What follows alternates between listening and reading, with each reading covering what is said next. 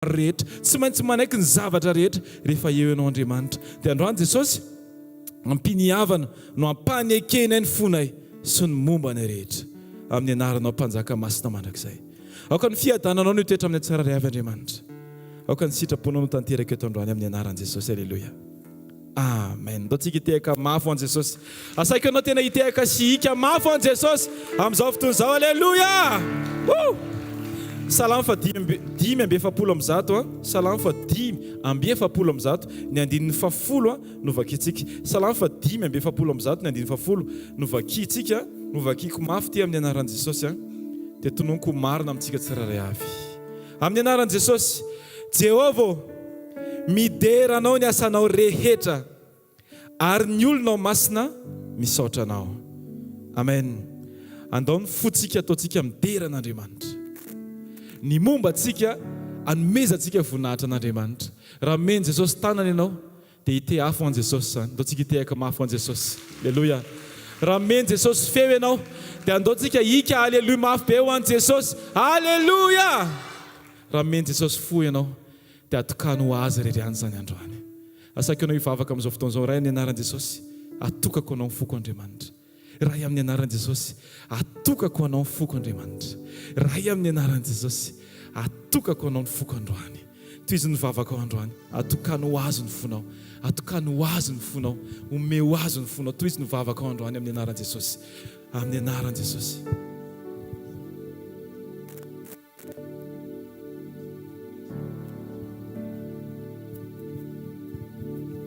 Aleluia. Tonga eto izay Jesosy.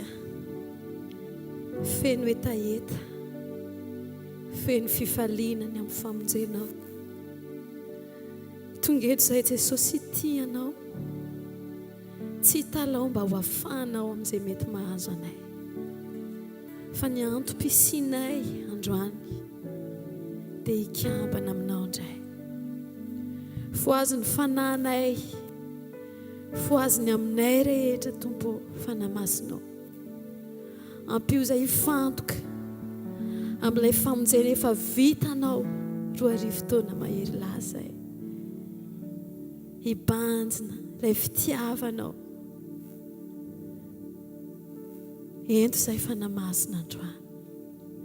Aoka ho feno etaeta, aoka ho feno etaeta lalina aty anatinay, hikambana aminao Jesosy. Aoka ataonao vavaka zany androany dia aoka ianao ho feno etaeta. Aoka ny fanamasina androany no sakaizakaiky ianao indrindra. Mangata mafy ianao androany, maminoa fanamasina. Ianao no ilaiko eto androany. Fanamasina ampio izay tsirairay avy. Ho tonga atmosfera anao ny fiainanay rehetra. Aoka ny fisaintsainanay dia tsisy afa-tsy ny fanirinanao Jesosy. Aleluia. Andriamanitro ianao, manketaetanao ny fanahiko, maniry anao ny nofoko, idro asandrandro anao ny tanako, toy ny tany maro zay mitady orana,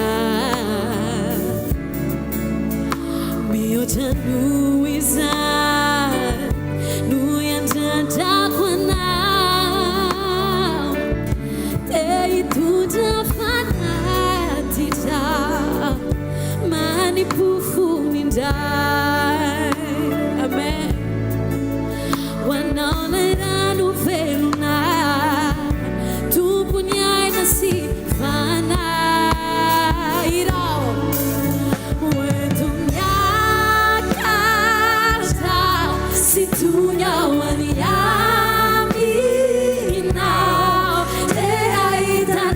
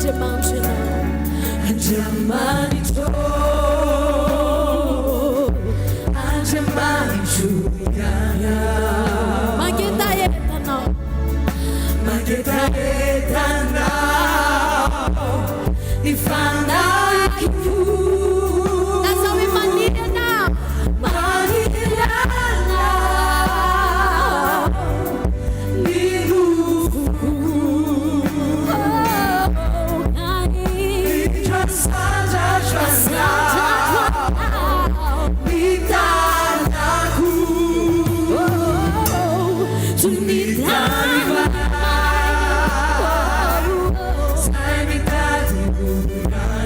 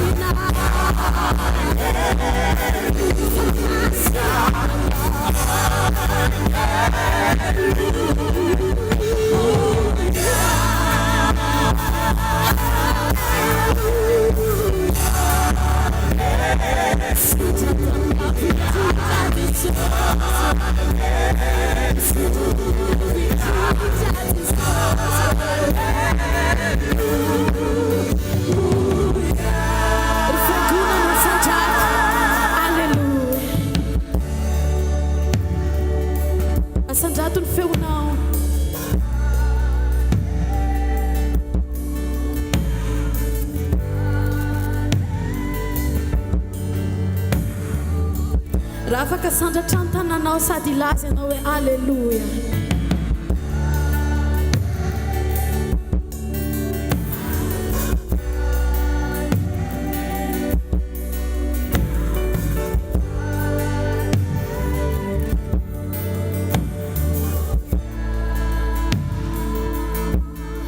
izany atsaranao ry tompo mpamonjena ika alleluia nitsangan'izy miankokeo amina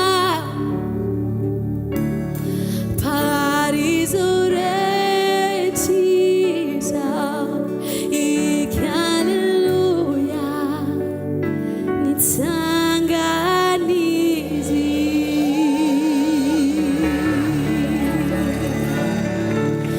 alleluia zay rehetra voavotsy hirafirambo avao azy aokotsika hitsaoka azy amin'ny androntsika rehetra alleluia ito mba nielatraony mety aminay Jesosy tsy tady toeran-kafa izahay ianao no antokana ilainay androany fitsaranay dia tonga satria ianao fa nilaza fa ny fiadanako no omeko anareo androany zay Jesosy mitsahatra eo amin'ny tanana mahery mitsahatra amin'ilay tianay indrindra sady tokana afaka mavonjy anay Jesosy a tongeto izay hiaraka tongeto izay aminanao Jesosy satria tsara indrindra ny eo aminao da iraitsika tompo matoky ao tompo matoky ao fa mialoka aminao tananao ny tananao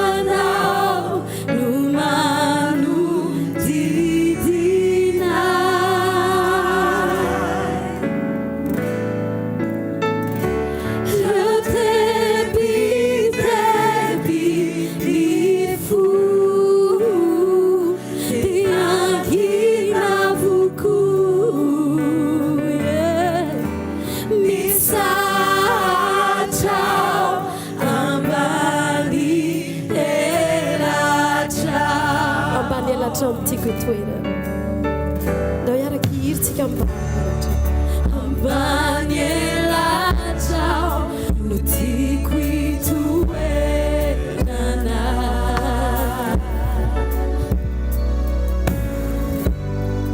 raha tojo tafiditra ny fiainana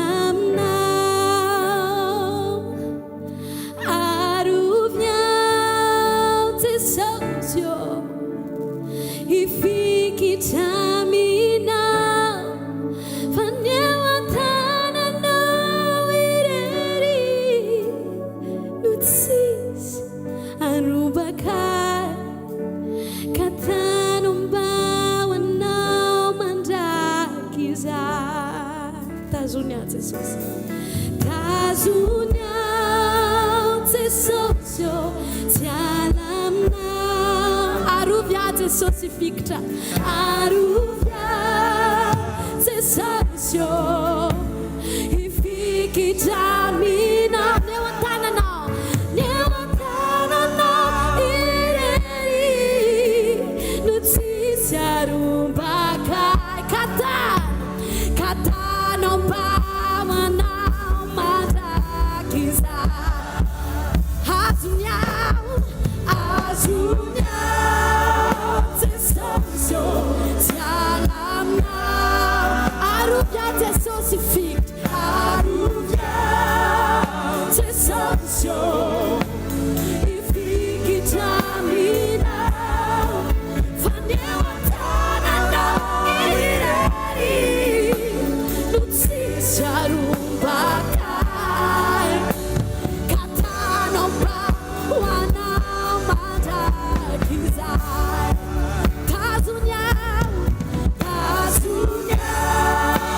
Jesosy alaminao aroviao Jesosy ifikitramina neo an-tananao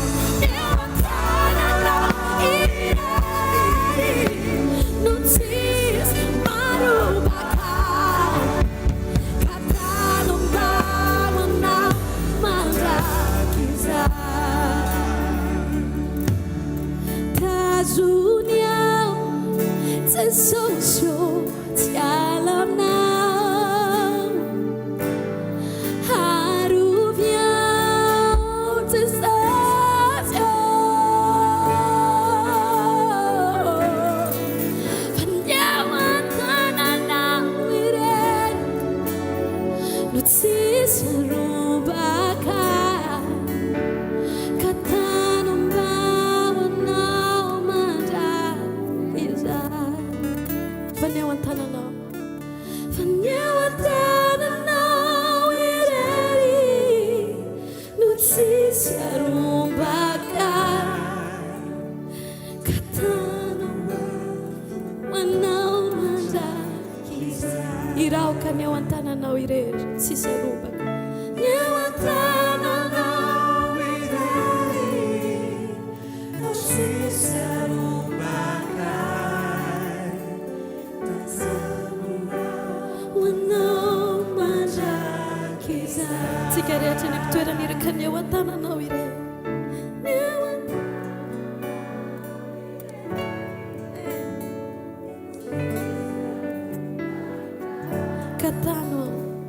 katanao mba manao mandraky izay ndao irantsika farany tazomia Jesosy tazomia Jesosy tsy alaminao arovia Jesosy fikitra arovia Jesosy ifikitraminao fa neo an-tananao irery no tsisy arombakay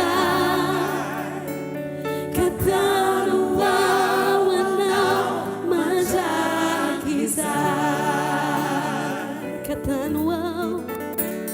katanao mpamanao mandraky izay ninonina miseho tompo katanao mandraky izay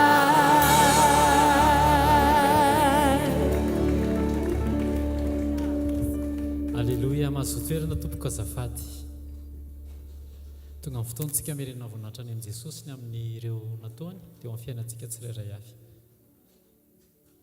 voninahitra ho an'Andriamanitra ny joroko fahavolom-belona eto zany fa manamarina ny teniny foana Jesosy zany hoe manompoa ny Jehova Andriamanitra dia tany aminao izy sy ny ranosoronao ary esoriny aminao ny aretina dia nisy fotoana tamin'ny tapabolana tena salama be amin'ny hvkl dia tena hoe na mivavaka raha ohatra ny tena tsy ho vitako dia niantsany papamo hoe ampivavaka fa tena salama be mihitsy sepotra be aho zany tena tsy avy miaina dia tamin'ny fotoana nanaovanay mianaka vavaka dia tonga dia sokatra ny feoko tonga dia nahazo aina teo ny eo a dia saotran' Jesosy. Dia ny faharoa indray a nandalo olana kely izany ny toerana izay nisako izany dia nijanona ray volana mihitsy a tsy nandray vola fa manokatra lalana foana izany Jesosy raha ohatra hoe misy zavatra iray mikatona izany a dia Jesosy manokatra lalana fito tena hoe ary Jesosy dia nioatra noho ny karamako ray volana raha ny zavatra niraisiko. Dia fahatelo nisy fotoana izany paster Dao mampianatra hoe rehefa mivavaka ianao dia tsofirano foana ny fiainanao, tsofirano ny tokantranonao, ohatr'izany zany. Dia teneno hoe misy fahavelomana. Dia nisy fotoana maty daholo ny tele, ny radio, tsy haiko efa mambolana maromaro. Dia izay miditra rehetra mikitika avy any mamelona an'ilay izy fa vao miay maty ihany. Fa tamin'ny fotoana nitsofako rano izany misy fahavelomana eto amin'ity tokantrano ity izay matimaty rehetra velona amin'ny anaran'i Jesosy Kristy izay velona masina manan-kery avy any Nazareta. Dia ny harivan'iny ihany dia nisy zanaky ny zoko mpanamboatra tele sy radio fa ohatrany hoe natongavany tao ny elona dia tonga dia nandeha daholo, velona daholo dia izy rehetrarehetra. Tsara Jesosy e. Ny zavatra tiako ampitaina dia hoe mampifo tsara an'Andriamanitra tsika. Fa amin'ny fotoana tena hoe amin'ny fotsika ny anompontsika an'Andriamanitra dia mamaly foana izy. Dia misaotra an'i Jesosy tompoko. Hoe tiako ho an'i Jesosy mandroso tompoko. Voninahitra ho an'i Jesosy irery ihany joroko vavolombelento fa zaho ihany tamin'ny herin'ny Sabotsy, tapabolan'ny Sabotsy, niakatra 24 ans tensionko. Dia rehefa niakatra 24 ans tensionko dia tao an-trano efa tsisy olona mihitsy fa vitsy kely izay tao an-trano.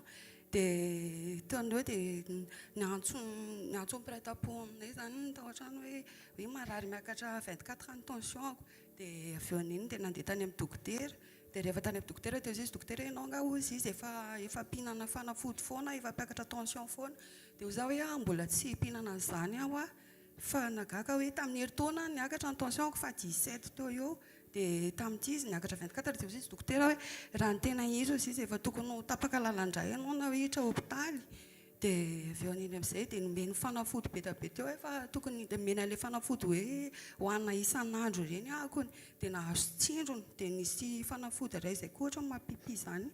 Dia tonga tao an-trano tena mbola tsy normala mihitsy, mbola marary be ny lohako, fanina be, malemilemy be vatako sady ohatrany hoe te handoha be izany foana ahakony. Dia nampitson'iny nihinana an'ilay fanafody ilay hoe hohanina tension. Dia rehefa nihinana dia mbola vao mefanina be ihany. Dia nampitson'iny mbola nihinana ihany. Dia ohatrany hoe Jesosy za hoe mivavaka dia tokony hihinana fanafody isan'andro izany. Dia avy eo an'iny amin'izay dia ohatra misy fananiteny hoe ajanona fa aza mihinana an'iny. Dia kanjo moa nijery tafijery Facebook ahako dia hitako en ligne ny papa. Dia nandefasako MP izy hoe zaho pasteur miakatra be ny tensionko tamin'ny Sabotsy teo dia mbola tsy milama tsara ho zaho mbola malemilemy be ato an-trano. Dia hoy izy hoe amin'ny anaran'i Jesosy hoy izy verina stable ny tension anao. Dia taon'eo ihany dia ohatra nahazo fitsarana be izany dia tonga dia sitrana taon'eo dia najanona daholo zavatra rehetrarehetra. Voninahitra ho an'i Jesosy ihany izany. Alleluia. Manaraka. Voninahitra ho an'Andriamanitra irery ihany no afaka mijoro vavolombelento. Tamin'izaho 10 ans nanomboka narary maso. Dia tao anatin'izay nanao solomaso dia avy eo sitrana ilay izy. Dia verina indray ilay izy tamin'ny zaho 14 ans. Dia tao anatin'izay sahirana be foana rehefa ny ampianarina satria tsy mahita an'ilay sokatra eny amin'ny tableau. Dia na eny an-dalana ary nitarihan'olona mikambana be fa tsy hitako mihitsiny. Dia tamin'ny Sabotsy lasa teo nisy an'ilay nivavaka nataon'ny papa hoe ilay momba ny fanasitranana. Dia voninahitra ho an'i Jesosy fa tena tsisy problème intsony masoko amin'izao. Alleluia.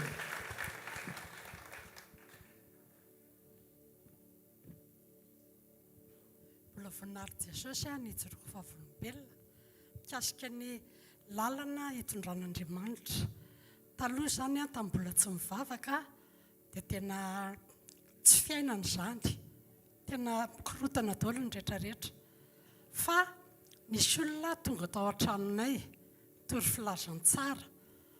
Taloha zany zay a mandeha mankany amin'ny fanompontsampy a mba hoe hanasitrana ilay fiainana, fa tsy mety, fa atao miaratsy. Dia nisy olona tonga tao amin'ny tokantrano tory filazantsara, dia liny ianao a satria tena hoe sao dia mba tiandray zany ny solution sady tsy andoavam-bola. Dia inona ny atao? Mibebaka, fa inona mibebaka? Nefa zany ianao mihevitra hoe tena hoe mpivavaka be tamin'izy vao tonga tao dia tsiratsirainao hoe ganareo rery mpivavaka eo. Dia liny ianao zany hoe sao dia ty ilay solution, dia izao izy. Dia tena tapa-kevitra, dia nandoalika, dia tena nibebaka. Dia zava-nahagaga, lasa nisy fiadanam-po tao anatin'ny tena. Fa dia lasa nanaraka n'ilay fivorian'ilay olona zany. Fa zareo tsy miresaka fanamasina mihitsiny. Dia ianao nefa mamaky baiboly dia mahita ianao hoe sambatra ny olona voavela ny elony ary tsisy fitaka amin'ny fanahany. Dia taitra be mety hoe voavela eloko zany fa voafitaka. Dia lasa zay nandeha nitady fiangonana izay mivady eran'ny Antananarivo tary isaky mivoaka avy ao amin'ilay fiangonana tsy ato ilay izy. Dia farany tonga tamin'ny fiangonana anankiray dia mivoaka avy ao dia ato ilay izy. Dia tena nafindra nianatra tany daholo ny ankizy. Dia tena lasa fiainana ilay fiangonana. Dia tao izay ny nalala hoe fanamasina afaka angatahana ary afaka mameno ny fiainanao. Dia nandeha tsara ny fiainana, ny fitaizana ny ankizy sy ny sisa tao zany lehibe ny ankizy. Fa rehefa avy eo dia tsy fantatro, fa dia nentin'i Jesosy indray tamin'ny toerana hoe misy ositra. Fa inona indray zany ositra zany? Dia ny olona rehetra izay miresaka ao isaky ny avy fivoriana dia na heribe ilay ositra. Dia ohatran'izay zany dia mba tamin'izany zany ianao vao nandray an'i Jesosy tena hoe nanompo marina, dia tena nandeha mitory filazantsara, mijoro vavolombelona eran'ny lalana Antananarivo ohatr'izany. Dia avy eo dia tao amin'ilay hoe ositra zany dia gaga izay. Fa za tsy miteny hoe nety taminay ilay izy fa Jesosy malala ny hevitra heverana anao. Dia nitarihin'i Jesosy indray izay tato amin'ity fanompony ity. Dia tato izay nentan'izany hoe nalalan'izany hoe fanotronana. Ary ny zavatra teny hoe napagaga nisy aretina ahako, nisy tumeur atao amin'ny lohako tsy afaka io zany tamin'ny laliny rehetra nalehanay.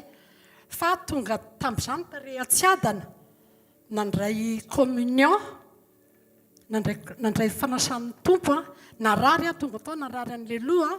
Fa vao nandray ilay fanasan'ny tompo dia sitrana. Ary dia talohan'izay zany efa nandeha tany amin'ny dokotera dia efa natao, efa nitarafina aloha dia misy tumeur izy ny lohanao.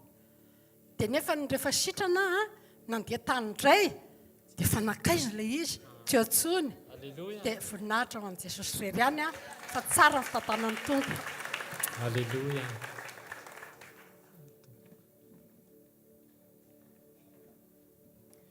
Voninahitra ho an'i Jesosy rery ihany no afaka mijoro vavolombelona. Za zay efa tapa-bolana no nivavaka teto. Dia nitsapako zany nandritra an'izay tapa-bolana zay tena nanova ny toe-boko tokoa Jesosy. Satria manko za olo sensible be amin'ny resaka fo. Dia mora mandray zavatra zany ty fokotiana zavatra mahafinaritra zany na zavatra hoe mampalahelo. Dia nisy mpanompon'Andriamanitra toro teny teto indray Sabotsy hoe mianatsy ny tsy ho ratsy saina. Dia tena niraisiko iny teny iny, nandritra n'iny teny iny zany tonga dia nisy olona nataon'i Jesosy hoe tonga dia hitako zany. Dia io olo io nefa olona nananako alahelo. Dia za zany le genre an'olona hoe mamela n'iny ihany nefa tsy adiniko le zavatra. Nefa Jesosy miteny hoe rehefa mamela dia tonga dia mamela, mila hoe tsy mila hoe tsy adino zany fa tonga dia adinoina.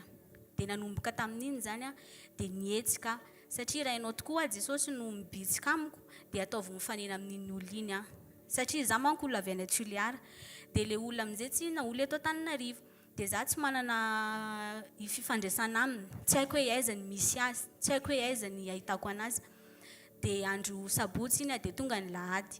Dia teo amin'izay zany zany anao dingana. Dia raha tena avy aminao azy Jesosy le bitsika dia atao vitako iny olina androany. Dia ny zava-magaga nefa tsy ampoiziko fa ohatran'ny taritin'i Jesosy fotsiny dia tonga tamin'ny toerana anankiray. Dia rehefa za amin'izay tonga tao dia hitako tao le olona. Alleluia. Dia rehefa hitako amin'izay le olona dia gaga be izy nahita anahy satria izay sy olona io raha vao mifankahita zany tonga dia mifandramatra be satria samy manao hoe nenay marina. Dia vao hitany zany dia hitako hafahafa izy dia za mila mihaona aminao fa tsy le resaka le eritreretinao no teneniko aminao fa zavatra hafa. Dia ay ve ozy izy fa androany mbola tsy afaka fa aleotsika mihaona rapitso. Dia okey araha. Dia ny aliny lahady amin'izay zany natory. Rehefa natory amin'izay za dia nisy olona tsisy ifandraisany mihitsy za tsy mba mieritreritra anazy, za tsy mba manina fa ohatrany hoe indray mpimaso ihany izy tao anatin'ny nofoko. Dia votaitra tamin'ny maraina fa inona koa kaiky zany ny olona iny olona nananako alahelo koa fa tsy tantsaiko fa le anankiray ihany tonga dia tao an-tsaiko. Dia ay ve ho azy dia lasa amin'izay zany za namonjy le fotoanako tamin'ilay anankiray. Dia rehefa nihaona amin'izay zay dia rehefa nifankahita zay dia tonga dia zany teny hoe ny tiako tenena aminao dia za mifona aminao. Ninina zavatra nataoko rehetrarehetra nampalahelo anao dia ifinako eto anatranao zany. Dia ny manaraka koa ninina ny alaheloko rehetra tato am-poko anao dia mamotra an'izany za androany. Dia hitako zany izy rehefa nanao an'iny dia hitako zany izy gaga satria tsy nieritreretiny hoe ho za mihitsy nanao an'izany anazy. Dia tampoko atao moa izy dia tsy nisy olana tsisy iny fa tonga dia izy koa raha ny tantarany problème ny tamiko. Zavatra personnellement nenazy tsy tokony teneniny anahy tafiteniny anahy teo.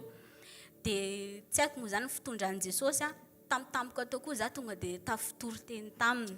Dia sady encouragé anazy. Dia vita moa iny dia hitako za soulagé. Hitako koa izy tsy na soulagé satria tsy nieritreretiny koa zany le izy fa tampoka anazy.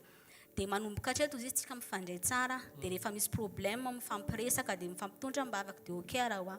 Dia tsy lavitra n'le toerana nihaonanay sy le olona koa zany misy an'le olona anankiray tao anatin'le nofo. Dia tonga dia lasa koa zany andeha tany amin'le olona.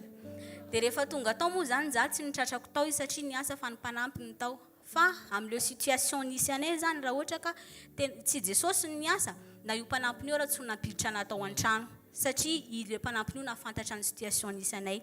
Dia nandray anahy tokoa izy tao dia mifampiresaka tsara elaela tsy nifankahita dia eno fa rehefa amin'ny andro manaraka izy mitongava amin'izay izy tonga dia mifampiresaka anareo dia okey araha. Fa izy moa zany mbola miasa ihany dia mbola tsy nihaona zay fa tsy maintsy mihaona ihany zay. Voninahitra ho an'i Jesosy.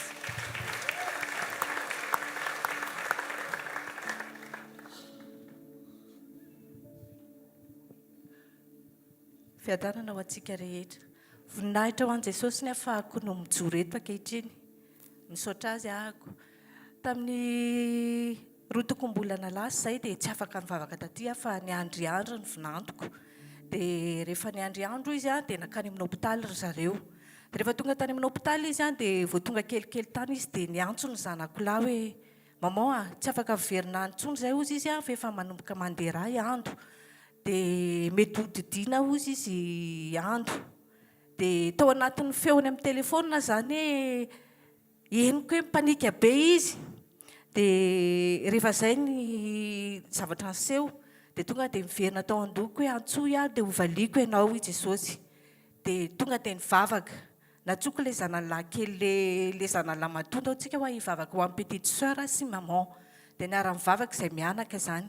Dia niodikodina teo dia rehefa vita nivavaka nangatahako tamin'izay hoe Jesosy tsy latsahany antsy zany ny zanakanao fa ianao irery, ianao no nanome azy iny dia ianao no manatsotra ny zavatra rehetra. Fa tena nihaino vavaka Jesosy. Dia avy eo zay nandeha nakany amin'ny hôpitaly. Dia rehefa makany amin'ny hôpitaly moa tsy mahazo be dia be ny ao anatin'ny le chambre zany. Dia rehefa tonga anatin'ny chambre zany dia nanontany. Vao nahita an'ilay vinantoka aloha zany dia taitra ihany satria tonga dia mangana be koa izy zany hoe na tsy haiko na le stress na inona. Dia manontany anazy hoe manao ahoana izao roneny. Dia ozy izy hoe tena mbola tsy misokatra ny col kro maman fa mety hodidiana ihany izay ozy. dia mandery eo zany dia miotikodina eo azy dia ozy a mantsaina azy tsisy didina zany fa aleo fasy fotsiny dia natsona zareo zany nanao monitoring rehefa avy eo dia miverina avy any izy fa manomboka misokatra ny kôlina kozy dia andeha arao zany zay fa misy be dia be zany zay miaraka ao anaty tomobile dia mifandimy tsy maintsy any dia lasa zany dia ozy hoe tsy manino zany io roneny fa courage fotsiny dia lasa nandeha dia ny hafa indray zany no niakatra nandeha nijery anazy tany dia rehefa tonga tao koa zany ny hafa dia nitondram-bavaka dia rehefa tondram-bavaka dia eo ampitondranam-bavaka ny zandriko zany dia maheno ny fanahy masina izy miteny hoe tsy maninona izy tsy maninona zazakely tsy maninona ny reniny fa salama tsara dia lasa zay nody fa mihaino vavaka Jesosy andalana ody izahay no mandefa hoe arabaina tonga soa ny zafinareo arabaina bebe dia bebe fanondroany isaorako Jesosy nisaotro voninahitra ho azy rery ihany. Alleluia. Tsy nididina izy ka tsy nididina mihitsy izy fa nandeha voabasy le izy. Voninahitra ho an'i Jesosy. Alleluia. Andresy pasteur. Alleluia. Alleluia. Te amerina voninahitra ho an'i Jesosy satria matoky sy marina izy ary tena marina loatra ny teniny hoe ny zanako sy ny asan'ny tanako dia aoka ditiko ihany.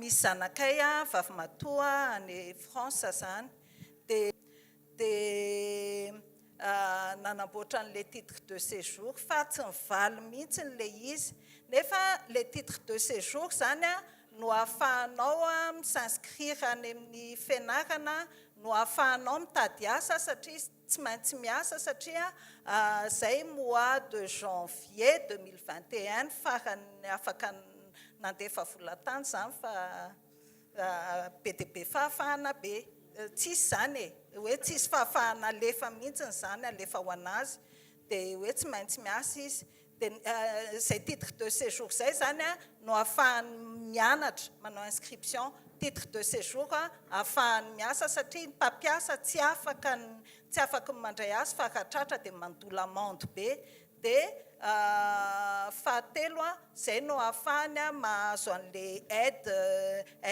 ho an'ny mpianatra zany dia tsy mivaly mihitsy le izy dia rehefa avy eo zany dia mahazo récépissé kely zany izy fa pour 3 mois nefa tsy continue koa le izy fa indraindray tena hoe sans papier le zaza fa tena hoe nisy mpanompon'Andriamanitra nandray azy mois de février 2021 ka hatramin'ny juillet 2021 dia mipetraka tao aloha izy fa rehefa avy eo izy rehefa niala teo zany dia mitady trano mitady asa dia tena hoe Jesosy niantoka zany napahita fitiana tamin'ny fianarana nany au moment zany hoe mitady asa izy mivoaka le récépissé kely 3 mois au moment hoe hanao inscription izy mivoaka le récépissé kely dia afaka miasa izy afaka mianatra izy fa ny aide au logement zany tsy continue fa indraindray tsisy mihitsiny dia nisy fotoana zany hoe ela be izy zany dia inona ary no atao dia hoe ndao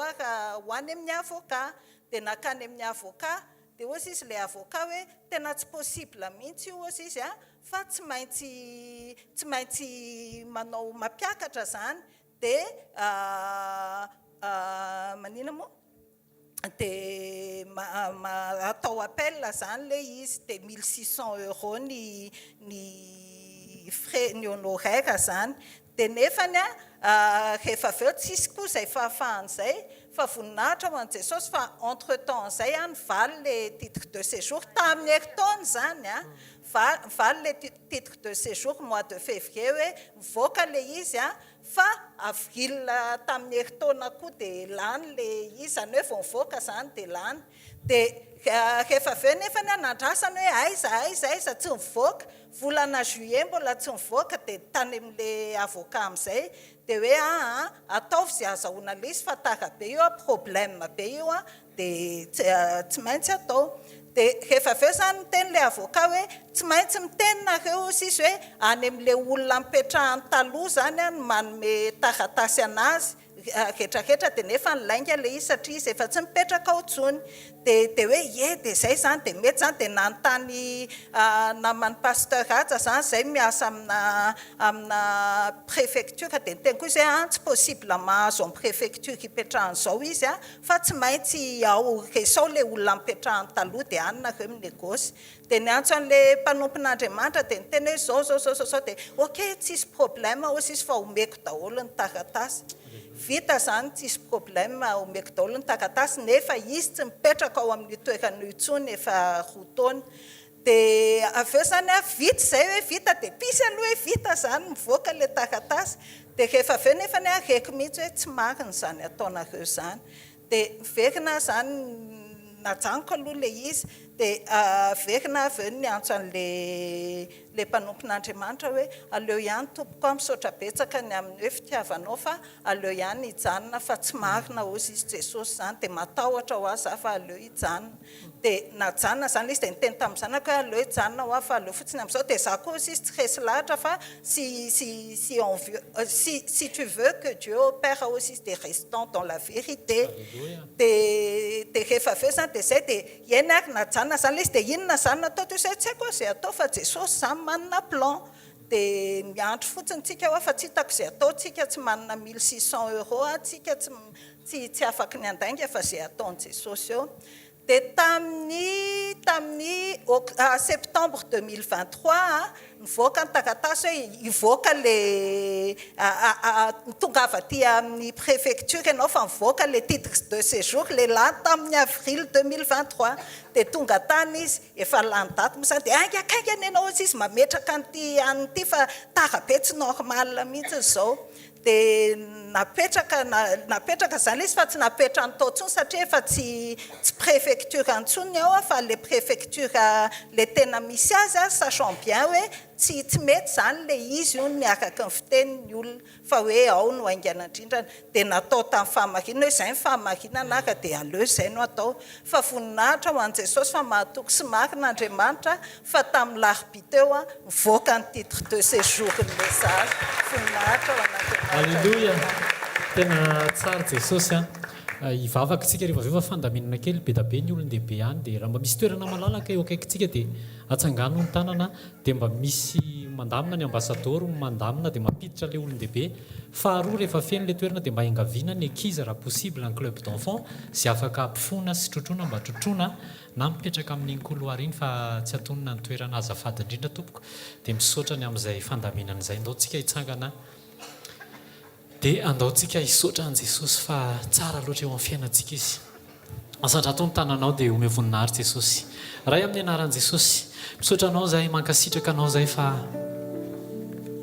tsara loatra ianao no nanao an'izany rehetrarehetra izany Jesosy ianao tao ambadiky izany ary ianao no mikasika fonin'olona Jesosy misaotra Jesosy ny amin'ny fidiranao an-tsehatra na dia eo amin'ny matériel ary eo amin'ny radio rehefa mankatoa zahay manompo anao zahay ka mankatoa manonona teny mitsodrano andreo zavatra rehetra eo amin'ny fiainanay dia mety izany misaotra ray amin'ny anaran'i Jesosy ny amin'ny fanasitranana ny amin'ny fahaseporana ny amin'ny tension ny amin'ny areti-maso izay nandritra ny efa taona fa naverinao amin'ny laoniny misaotra Jesosy ny amin'ny titre de séjour izay ohatrany hoe nampijaly fa rehefa nikasianao ny fonay ijoro amin'ny fahamarinana tsy anaiky andeha hoe anamarina ny tsy marina fa andeha amin'ny fahamarinanao dia manokatra lalana ianao misaotra Jesosy fa kibo izay tokony nodidiana fa rehefa nangataka taminao dia neny vavaka ianao ary lasa nidina voabasy zany misaotra Jesosy fa nanokatra ny tao am-ponay ianao ho an'izay mangetaeta Jesosy dia taritinao amin'ny fahamarinana teo amin'ny toerana izay tsy nitoriana amin'ny fanamasina fa nentinao amin'ny toerana izay nitoriana fanamasina dia nentinao tamin'ny sehatra ny fanosorana amin'izao fotoana izao dia nentinao eto amin'ny toerana misy ny fanotronanao ahafahanay manova ny toe-ponay tsy hitady vokatra fotsiny amin'ny fanosorana fa hanome ny toe-po izay ankasitrahanao misaotra Jesosy fa mandefa teny foana ianao mba hanananay ny toe-ponao mba ahay amela heloka mba ahay hifankahita aminao amin'ny alalan'ny toe-po madio misaotra Jesosy fa le folay mpitahiry fahatezerana lay mamela eto amin'ny molotra fa tsy mamela any anaty tsy manadino dia novainao ianao irerianina mahay manova fo Jesosy mankasitraka anao zahay dia averinao any aminao ny dera sy ny laza ary ny voninahitra mandrakizay amen. Andao tsikitehaka mafy idirantsika fandarana manaraka. Alléluia, alléluia, mahazo toerana tompoko.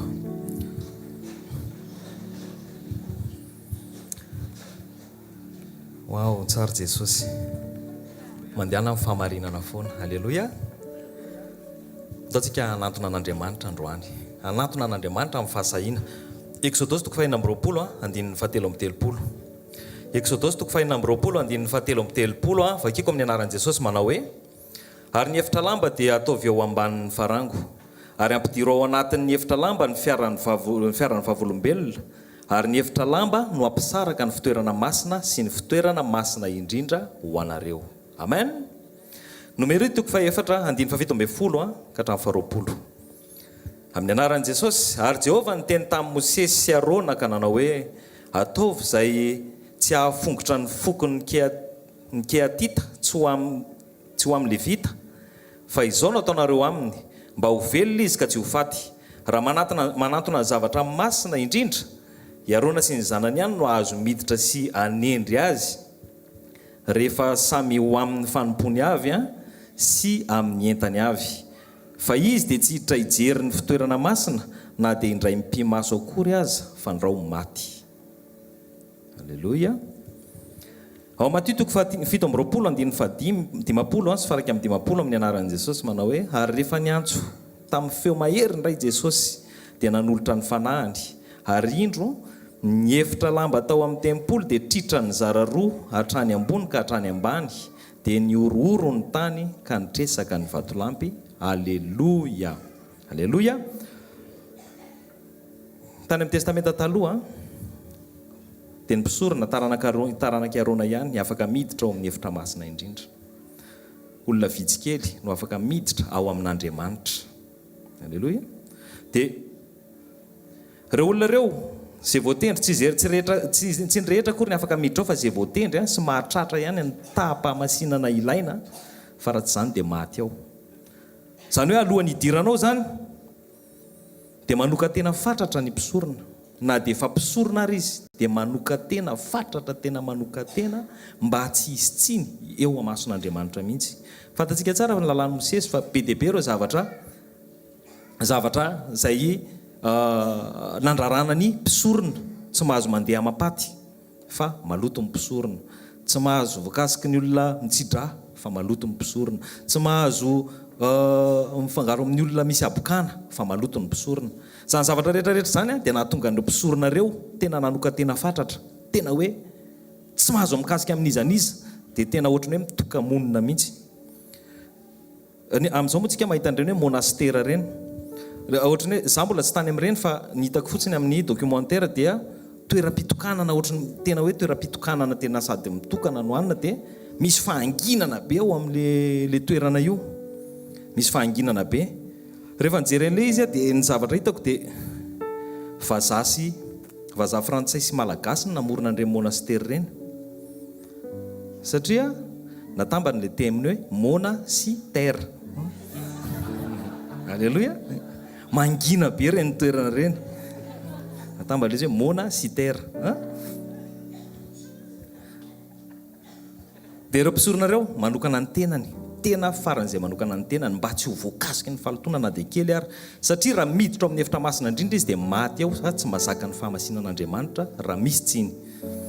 Rehefa tonga kosa nefa Jesosy arak'ilay nivakintsika teo ao anatin'ilay Matthieu toko 7:20 andininy 10 sy faraky amin'ny 10 teo, dia na zavatra nitranga triaran'i Jesosy hatrany ambony ka hatrany ambany io efitra masina indrindra io. Zany hoe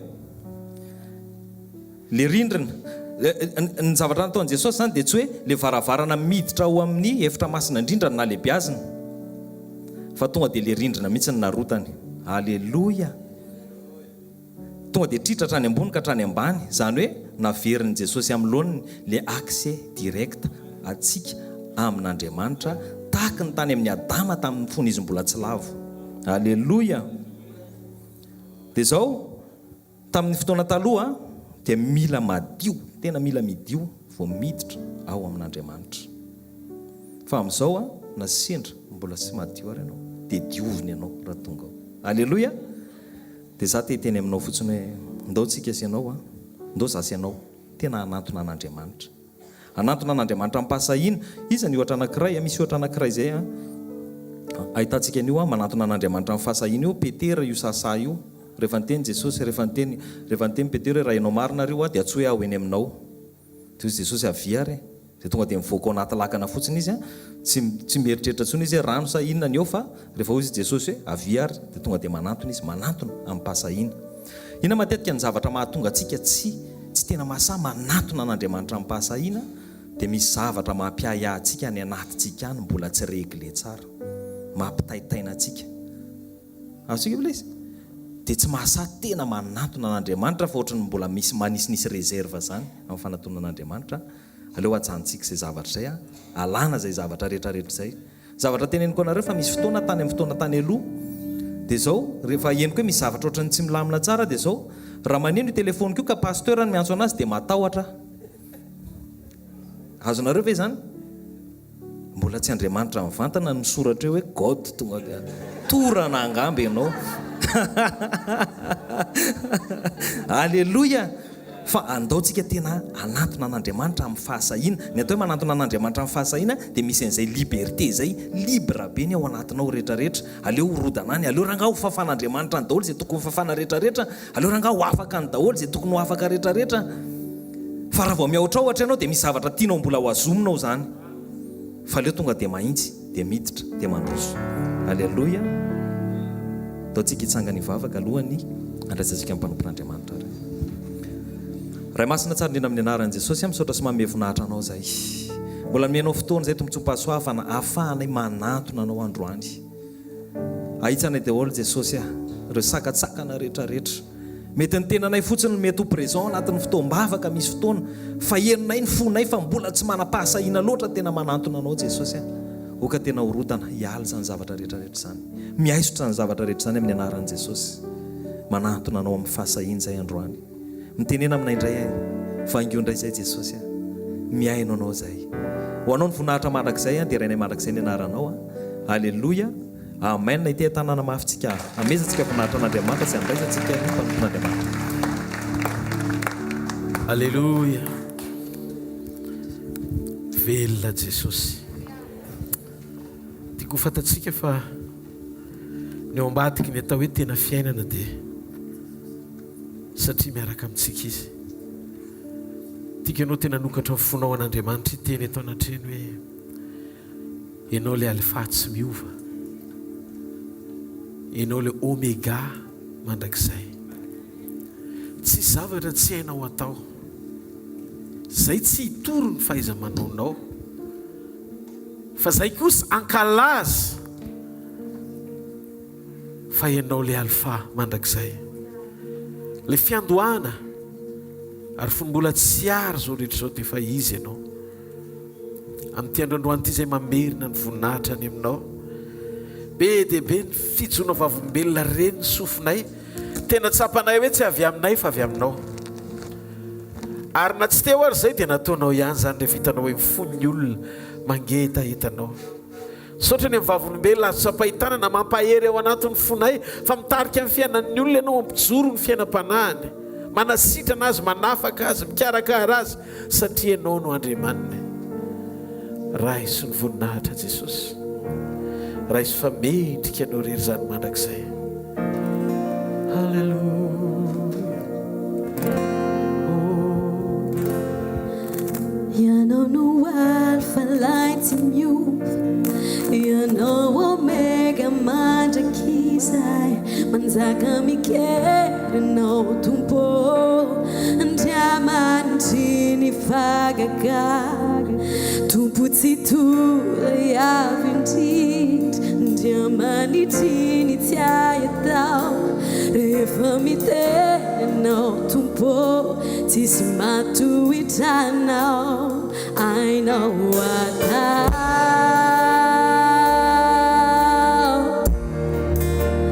ainao atao ny zavatra rehetra, ainao atao tompo, ainao atao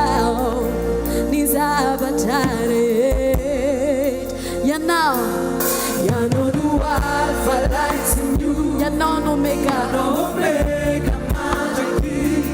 Manzaka Mikhail no Tumbo Andriamanitra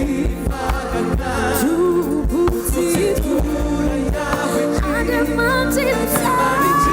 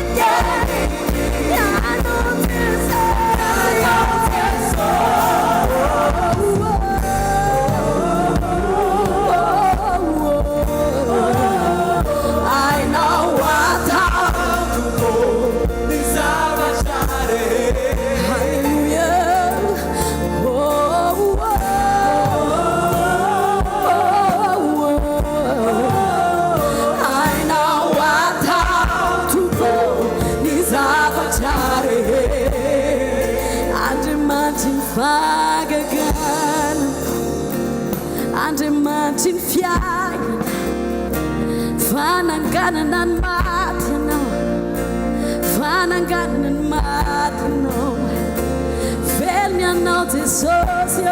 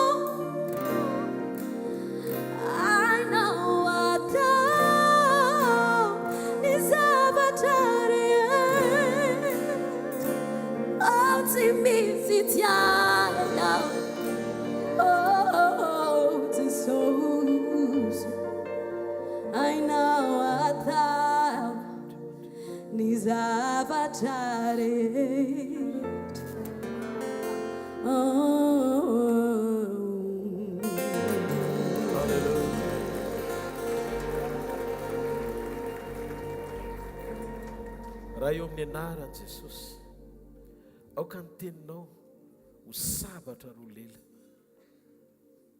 anindrona hatramin'ny fisarany tsoka sy ny taolan'Andriamanitra ny aina sy ny fanahy azo aina zay androany mandre teny-pahamarinana ho fantatra ny antom-pisina ao anaty fiombonana ao anaty communion androany mangataka Jesosy aza vela hiteny zavatra hafa koatra izay tianao lazaina mila ny fitarianao foana zay ny segondra rehetra satria ainanao amin'ny teny fiainana ny miafinao amin'ny teny mitenena fa miainao mpanomponao amin'ny anaran'i Jesosy amen. Ndao tsika ity tanana mafy ny tompo miangavy ianao ahazo toerana andao anatin'ny sekolin'ny communion masina sika iombona latabatra amin'ny tompo dia indray teny fiainana izay nampitondraina ny lohateny hoe zava-miafina ambadiky ny fitondran'Andriamanitra zava-miafina ambadiky ny fitondran'Andriamanitra ao anaty fiombonana. Hozaraiko eto androany hoe inona ny antony zao zavatra iainantsika zao ny zavatra lalovantsika inona ny tian'Andriamanitra ho lazaina sy andrasana mba fahatsika misitraka ny fahatsarany ary iaina ny voninahiny. Tovy amen tsara moa. Alleluia. Salamo 430 ny andininy 8:20 ka hatramin'ny andininy 9:20 amin'ny anaran'i Jesosy. Akaikin'izay manana fo mangorakoraka Jehovah ary mamonjy izay torotoro fanahy izy. maro ny fahoriany marina nefa Jehovah manafaka azy amin'izany rehetra zany. Amen. Misy zany fahoriana manjo ny marina. Averiko. Misy karazam-pahoriana manjo ny marina. Fa Andriamanitra manome toky sy antoka fa hanafaka anao izy amin'izany. Nafaka izy satria nahoana? Hoe tsy izay fa namasina androany maraina. Mba tsy ho amin'ny habetsahany teny alokon'ny vavako. Fa ny fahamarinana tafatoetra hompon'ny olona izay miaino androany maraina ho voninahitra ao amin'ny anaran'i Jesosy. Amen. Misy zavatra anankiray zao ohatra meko ohatra nareo. Fomba ny ankizy raha mbola tanora kely izy na adolescent. Ohatrany mba misy fotoana tsy hoe maditra be maninona fa rehefa ny ampianarana mitabataba, rehefa ny ampianarana mba mety zavatra misy ny lalovany rehetra zany. Fa nefa ny fisian'izany dia mety sakana tsy azahoanao hoe tableau d'honneur ohatra any ampianarana. Na dia mahay be azy ianao ka larana voalohany ny zanakao. Dia nisan'ny zavatra mety hoe tsy nampozy ny pasteur Vololona. Fa nisan'ny zavatra ijoroako vavolombelona, tena nisan'ny nanairan'Andriamanitra an'ala izy. Tsy misy hoe rehefa pitarika ianao dia efa tomombana ao anatin'ny fahatanterahana zato isan-jato. Eo amin'ny fanompona ao an'Andriamanitra ka tena hoe ianao zany ny rôle mihitsy amin'ity resaka fahamarinana ity. Rehefa mahazo révélation asain'Andriamanitra mizara le teny mpahamarinana mba hanovany rehetra fa te hanahitra anao hoe ohatry ny ahoana le zavatra mitranga andraisantsika lesom-pananarana ijoroantsika ao anaty fanompona. Raha ny marina paster atao amin'ny asa fanompona azo lazaina hoe mbola zanako ampinoana pasteur Vololona mivady. Fa tsy ampozy ny fomba ny délivren'Andriamanitra tamin'ny alalan'ny fisiny. Nijoro tao anatina toeam-panaraka an'Andriamanitra anankiray ry zareo dia za taty amin'ny sisiny tatiny tsy nahita toro fa nandohalika nangataka tamin'Andriamanitra hoe Tompo tena fao fa mbola raha ohatra izany zavatra izany ny zavatra mitranga dia mety ohatra izao ny réactionako sy ny zavatra nataoko. Mananjanaka izy mahay be ary ilay zanany larana voalohany any ampianarana. Dia rehefa larana voalohany any ampianarana ilay zanany dia nisy natsoin'ny mpampianatra izy hoe nandeha ilay fivoriana dia hoe mena tableau d'honneur any zanany satria mahay be. Saingy misy point vitsivitsy mety hoe misy fahatarana kely, mety hoe mitabataba ve sa tsy fantatrina le izy fa le tsy zavatra gravy, tsy zavatra hoe gravy be zany. Fa rehefa mivory izy dia inona ny tena marina ozy izy pasteur Vololona dia hoe reto mety sakana tsy azahoany an'io. Fa ny mpampianatra rehetra indray nefa par contre ny teny hoe meo azy io tableau d'honneur io fa tena mahay le zaza. Dia nijoro izy azamena azy rehefa tsy tokony tsy azahoana azy le izy. Raha reto point reto ny tsy tokony azahoany an'le izy nefa tena reto ny sakana ary tena nisy le izy hitanareo dia azamena izy. Nijoro izy tao anaty fivoriana dia nitomany le zanany dia nanantona azy maman fa maninona maman manao an'izany nefa ny mpampianatra rehetra rehefa manaiky tsy hoe maditra be ho akory le zaza fa zavatra mety hoe mety mitabataba kely eo ampianarana ohatrany dia efa tsy azahoana an'le izy. Dia hoy izy mamany raha tianao azy le izy amin'ny manaraka dia hovay reto zavatra reto aleo no mahita ny zanany miova toy izay hifaly ao anaty fijoroana vavolombelona ilaza fa nazy tableau d'honneur ny zanany. Dia latsaka ny ranomasoko mety manana fatrana famindram-po be amin'ny ankonana fa mety mbola tsy ananako izay fomba izay réaction izay rehefa fieritreretako azy matona naiky mpampianatra ame an'ilay tableau d'honneur tsy mety dia nisy famindram-po tao noho izany raisina ihany ilay tableau d'honneur fa ny zavatra tena tsy ampozany zareo nampandohalika anala izy satria ny teny tamiko ny fanamasina zany ny tena atao hoe mijoro amin'ny fahamarinana.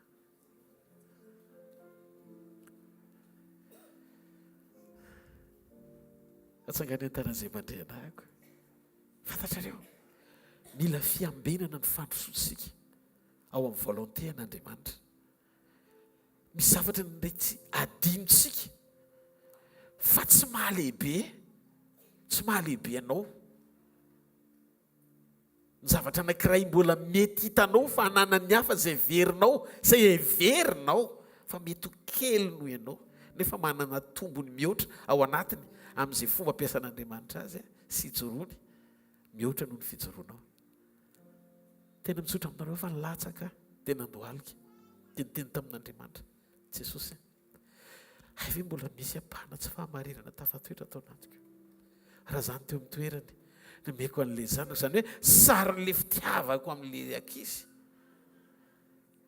dia hoy zay hoe misokatra eo amin'ny tableau d'honneur ty tokantrano ty zany hoe faly ianao satria zay ny zavatra nisy nefa tsy fifalian'Andriamanitra ny fifalianao satria Andriamanitra maiky ny anovan'le zaza fa tsy hanome tableau d'honneur azy ao anatin'le mety tabataba kely zany tsy hoe zavatra loza be hoe inona akory tsy maditra ireo zaza ireo fa mety tabataba kely rehefa ny ampianarana dia zay dia efa sakana tsy azahoana an'le izy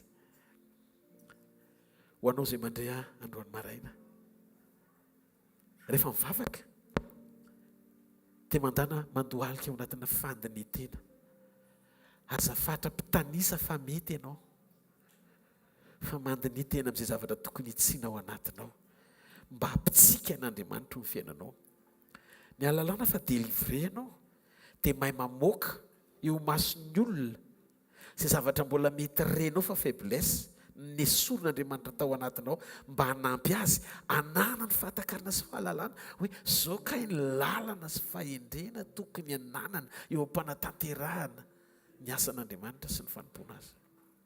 Mahita amin'ity marain'ity fa hitanao manokan'Andriamanitra ao anatin'ity fivorian'ity tovy amen moa Isaia 7:10 hiditra amin'izay ary isika raha misy mba afaka mamaky amin'ny teny frantsay dia mba tiako hoe vakina amin'ny teny frantsay ilay izy Isaia 7:10 izaho amaky amin'ny teny gasy ary ianareo miomana mba amaky izany amin'ny teny frantsay amin'ny anaran'i Jesosy nefa sitraky Jehovah ny hanorotoro sy hampangiry firy azy rehefa nanolotra fanatom-panorenana izy dia ahita taranaka rehefa ataonao fanatom-panorenana ny ainy dia nahita taranaka izy sady maro andro ary ny sitrapony Jehovah dia ambinina eo an-tanany. Au nom de Jésus, il a plu à l'Éternel de le briser par la souffrance. Après avoir livré sa vie en sacrifice pour le péché, il verra une postérité et prolongera ses jours, et l'œuvre de l'Éternel prospérera entre ses mains. Amen.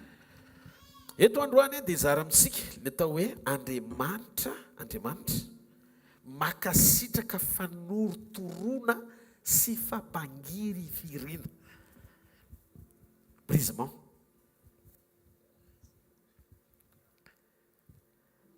Tena sitraky Jehovah ny hanorotoro hibriser an Jesosy fa maninona ny hoe torotoroana na hoe amboarina na hoe brisena dia midika hoe pitehana zaraina miova endrika. Ny brisement dia karazana passage obligé ozy izy ny vazaha lalana tsy maintsy izorana ho an'izay rehetra miaraka mandeha amin'Andriamanitra. Ny olona rehetra izay maniry hiaina ny fanontronan'Andriamanitra sy ny fahasoavany dia tsy maintsy mandalo brisement. Aloha tonga dia ataoko hoe brisement izy amin'izay hoe mandalo fanorotoroana. Ny hetsika anehoan'Andriamanitra ny fikasany rehetra dia tsy tonga mialohan'ny brisement. Ny fatanterahany voninahitr'Andriamanitra eo amin'ny fiainantsika dia tsy tonga raha tsy nandalo brisementsika. Ny brisement dia natao hialohan'ny lalana ny fisehoan'ny voninahitr'Andriamanitra eo amin'ilay tena endrika tian'Andriamanitra isehony eo amin'ny fiainanao. Tsy salasalako fa na inona voninahitr'Andriamanitra efa hitanao tsy mbola nialohavan'ny brisement dia tsy mbola izay ilay tena goavana tian'Andriamanitra isehona eo amin'ny fiainanao. Jesosy Kristy tompo mialohan'ny nandraisany voninahitra lehibe avy amin'ny ray dia hozy izy eto ny ten'Andriamanitra hoe nandalo brisement izy. Ary ny Filipiana 4:5-11 raha vakitsika izay teny nambaran'i Jesosy mihitsy hoe tokony ho vakitsika matetika isan'andro teny io dia maneho ny fietreny Jesosy naka ny endriky ny olona nanaikom-pitena sy ny kapohana teo amin'ny toeranao Andriamanitra tao amin'i Jesosy Kristy mba hahafahany misauve anao. Dikan'izany ny secret amin'ny famonjena dia miafina ao ambadiky ny toe-po takian'Andriamanitra ananana. Ataovy amen.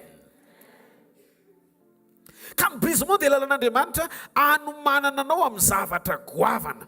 Azo lazaina hoe méthode n'Andriamanitra mihitsy io, anomanana anao amin'ny karazana anjara voatendry goavana miaraka aminy.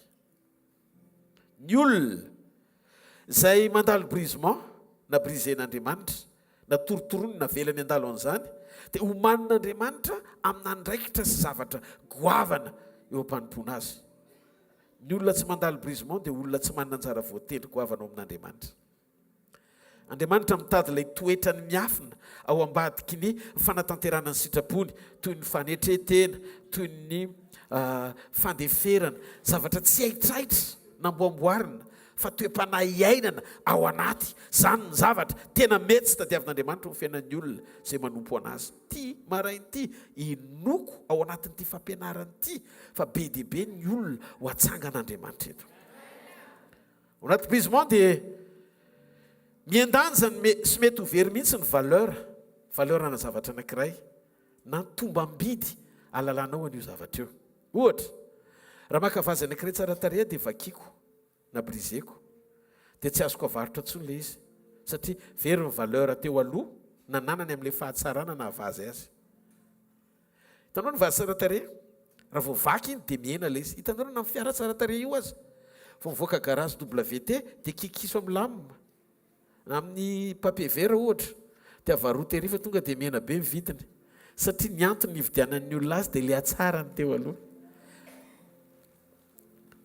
Rehefa potika ilay izy brisé dia miena ny vidiny. Ka na ohatrina ny vidiananao an'ilay fiara ohatra na ilay vazy dia tsy lafinao intsony io rehefa vaky. Na menao olona atao cadeau ara ilay izy dia mety se plaindre ilay olona amin'ilay vazy hoe vaky an'iny cadeau ny menao anahy satria ny maha-cadeau ny cadeau dia ny atsarany. Amen. Dika zavatra tsy misy valeur no menao olona na tombam-bidy moa ny dikany hoe valeur. Matoa Andriamanitra mandefa anao brisena dia ataony izay havery ny valeur anao teo aloha mba hitoerany valeurany ao anatinao. Iza zay iry zay hoe tompo tsy misy raisinao zay mahiny zay mba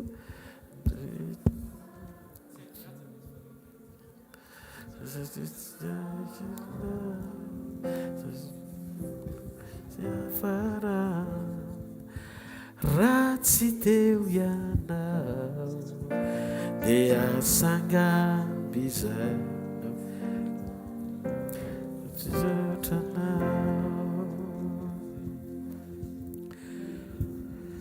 zany hoe tsy misy raisiny ianao ny atsapanao hoe tena tsy misy raisina Andriamanitra raha tsy eo ianao.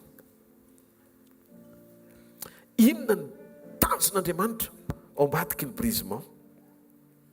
Brisement dia mitondra anao anina fahatsapanao hoe tsinitsinina sy mianjera amin'ny tany ianao raha tsy eo Andriamanitra. Rehefa vaky ny vazy dia tsy natsoina hoe vazy tsony izy fa natao hoe vazovazy.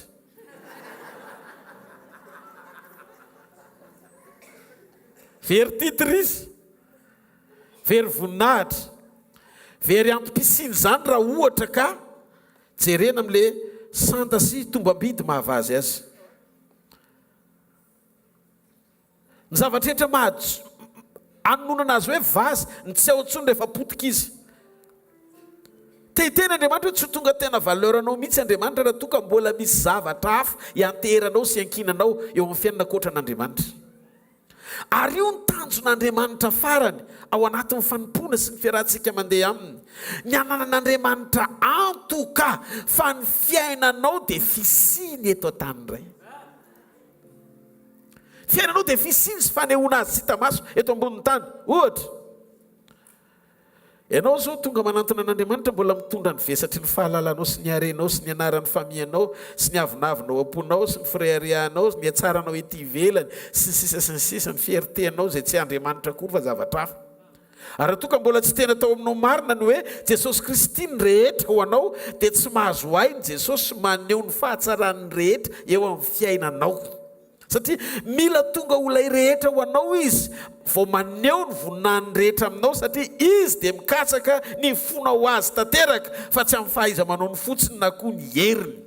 Betsaka ny mikatsaka n'Andriamanitra amin'ny fahaiza manao ny sy ny heriny fa tsy manana communion impeccable, tsy manana fiombonana tsara amin'Andriamanitra. Mila isika manana fo mahatsapa fa Andriamanitra ny rehetra ho atsika. Esoriny eo anaty brisement daholo mivesatra hafa rehetra mba hampiendanjanao ka tonga anao ilaza hoe tsy manana afa-tsy ianao a. Je n'ai que toi. Alléluia. Rehefa zay ny ao anatinao dia lasa miteny anao hoe tompo tsy misy afa-tsy ianao. Ianao rery sisa. Ianao ny soutien amin'ny fiainako. Ianao ny manohana Andriamanitra. Je n'ai que toi dans le ciel. Je ne désire rien d'autre que toi sur la terre. Si je suis faible et même si je tombe, Dieu est le soutien de mon cœur. Dieu, tu es le soutien de mon cœur, mon héritage et mon plus grand bien. Oh oui, Dieu, tu es le soutien de mon cœur. Près de toi, je me sens bien. Dieu, tu es le soutien de mon cœur, mon héritage et mon plus grand bien. Oh oui, Dieu, tu es le soutien de mon cœur. Près de toi, je me sens bien. Près de toi, je me sens bien. Oui, près de toi, je me sens bien. Alléluia. Tsy teny mahafinaritra zany na hirahiraina fotsiny amin'izao enoy tsara fa fiainanao anaty zany. Fiainanao anaty. Ito zany rehefa mivavaka isika. Ito zany amin'ny fotoana etrentsika ady. Ianao rehefa miatrika ady, raha tena izy marina ny rehetra amin'ny fiainanao dia izy no antsoinao voalohany. Tsy olo-pantatra. Tsy olona fantatrao fa afaka mahany olanao fa miantso Andriamanitra ianao. Eo no ahitan'Andriamanitra ao anaty fiombonana fa tanteraka ny fiakofanao. Io le fiakofana marina maneho toe-po feno fiankinana amin'Andriamanitra tanteraka miatrika ady. Ny réflexe voalohany dia mametraka n'Andriamanitra ho voalohany amin'ny zavatra rehetra. Ary zany ny profo maneho amin'ny fomba hita maso fa ilay olona dia tsy manana afa-tsy Andriamanitra. Miseho zany amin'ny réaction voalohany eo amin'ny fiainanao amin'ny fotoana isehon'ny zavatra. Hita zany rehefa voata koa ianao. Rehefa voata ianao dia hita koa zany. Ninona zavatra mandalo na mety na tsy mety dia tonga dia tarafina fotsiny ity olona ity tena an'Andriamanitra. Raha tenenina fotsiny zany kanefa tsy henona dia ny hitanareo hoe tenitsika any Jesosy tsy manana afa-tsy izy dia zay ny problème nahitany devolirika namelezana ny Joba. Satria zao Joba mahitsy sy marina fa tsy tena niankina tanteraka raha-piarovana tamin'Andriamanitra izy, fa nisy une partie tao anatiny mangingina tao ny antehitra tamin'ny fananany. Dia zao raha vao miteny ianao hoe ianao Andriamanitra no antony fiainako, ianao ny rehetra amiko, dia hitany devoly fa mandanga ianao dia ampangainy. Tsy marina zany ozy isika. Mbola misy anjaranay ao anatin'io na olo-marina sy mahitsy azy dia ozy Andriamanitra hoe tsisy an'izany. Dia Andriamanitra fiera be mihitsiny. Andana zao toetra io fa tsy vonareo zany. Soran'Andriamanitra fa natanjaka be ny toe-mpanaraka n'Andriamanitra tao amin'ny Joba nitahiry azy sy nivadika tamin'Andriamanitra hatramin'ny farany na mafy arany brisement natrehany. Satria nandalo brisement Joba mba anana n'Andriamanitra antoka fa tena mijoro anazy io lehilahy io.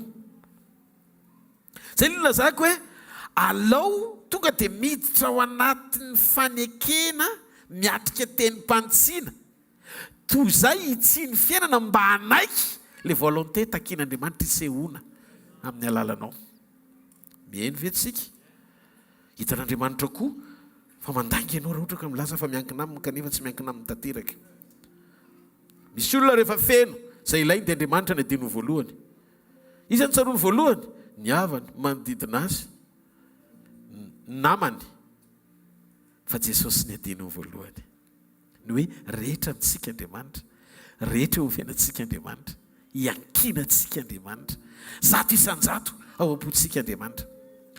Misy olona mahatsiaro an'Andriamanitra rehefa ory noho ny faly, ary izany mahatonga an'Andriamanitra mampiantona andreo teny mpaminaniana rehetra tsy misy fiantraikany eo amin'ny fiainany, satria hitan'Andriamanitra hoe miaraka aminy kokoa izy ao anaty souffrance noho ny ao anaty fifaliana. Ao anaty fahoriana ianao niraikitra kokoa aminy noho ny ao anaty fifaliana. Dia izy Andriamanitra hoe tsy mety raha ohatra ka tena tonga dia mety be ny fiainana io, fa raha mety ny fiainana io tafasaraka amiko, fa ao anatiny io adiady io mihitsy ny mampety azy, satria ao izy mifantoka kokoa.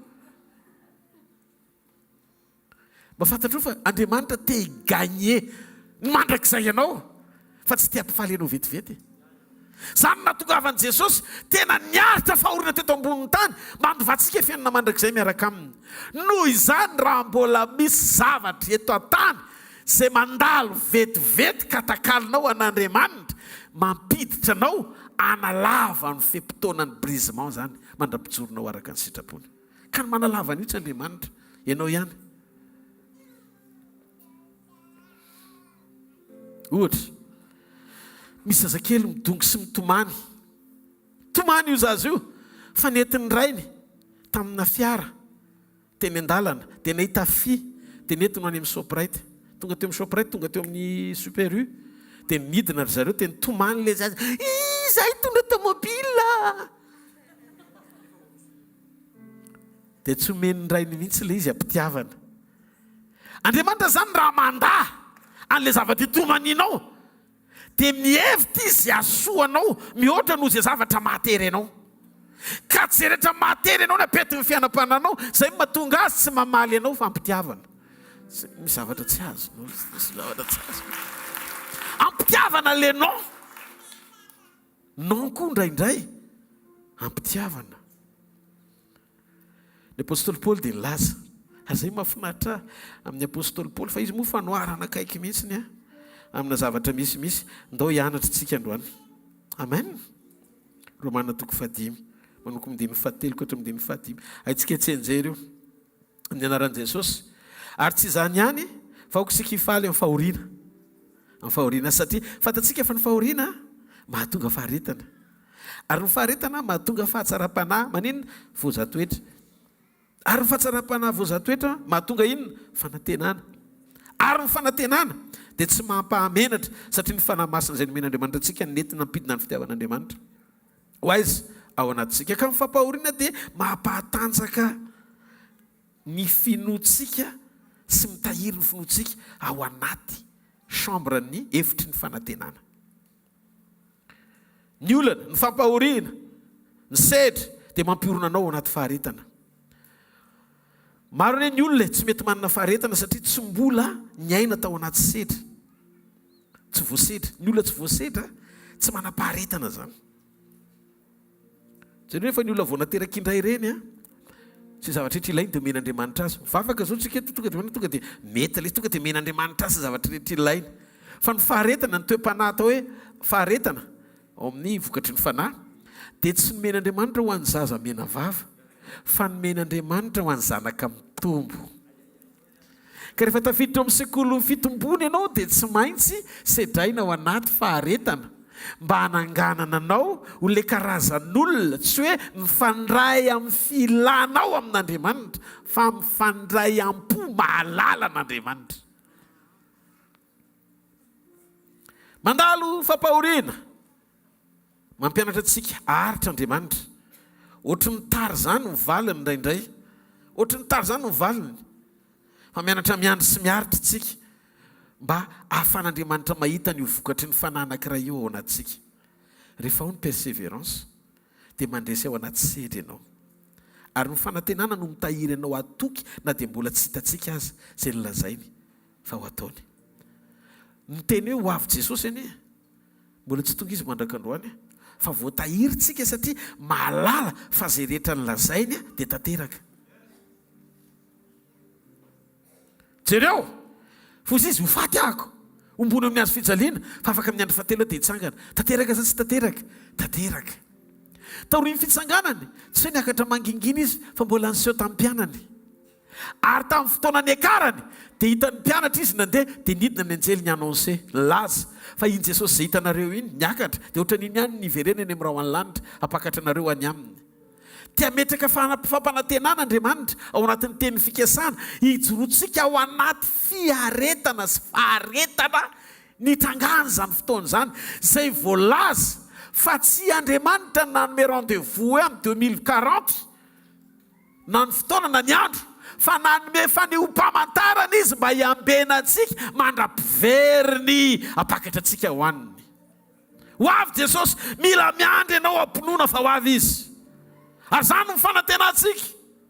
Ohatsy izy Paoly mifampiononareo satria be dia be ny zavatra mifahofao ao anatina brisement. Betsaka ny olona mipitika ao anatina brisement tsy tafaverina amin'Andriamanitra. Satria tsy manana ny fanantenana voatahiry io fa ny fiafarany zavatra rehetra dia tsy maintsy ao aminy satria izy no alfa et omega.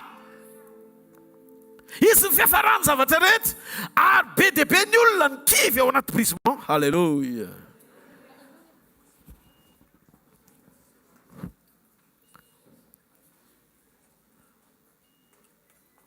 Halleluja.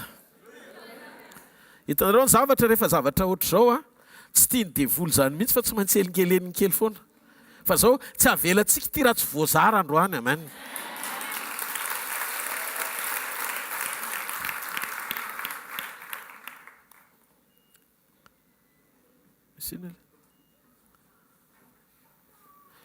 Ny anina mihitsy maty ny courant.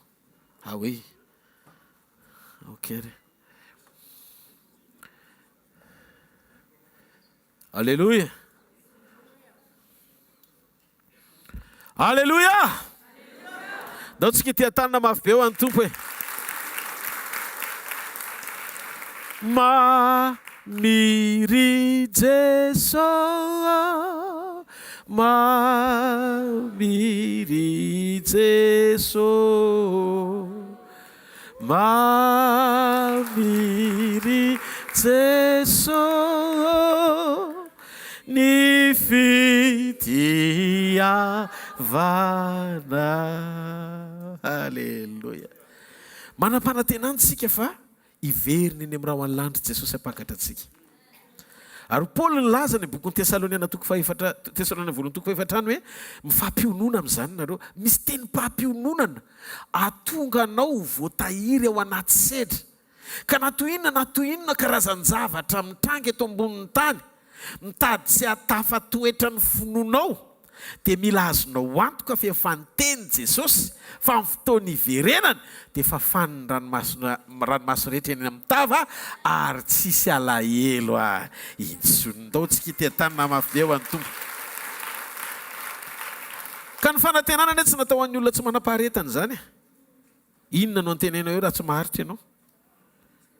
Tsy manadino ianao rehefa miteny Andriamanitra hoe ho avy.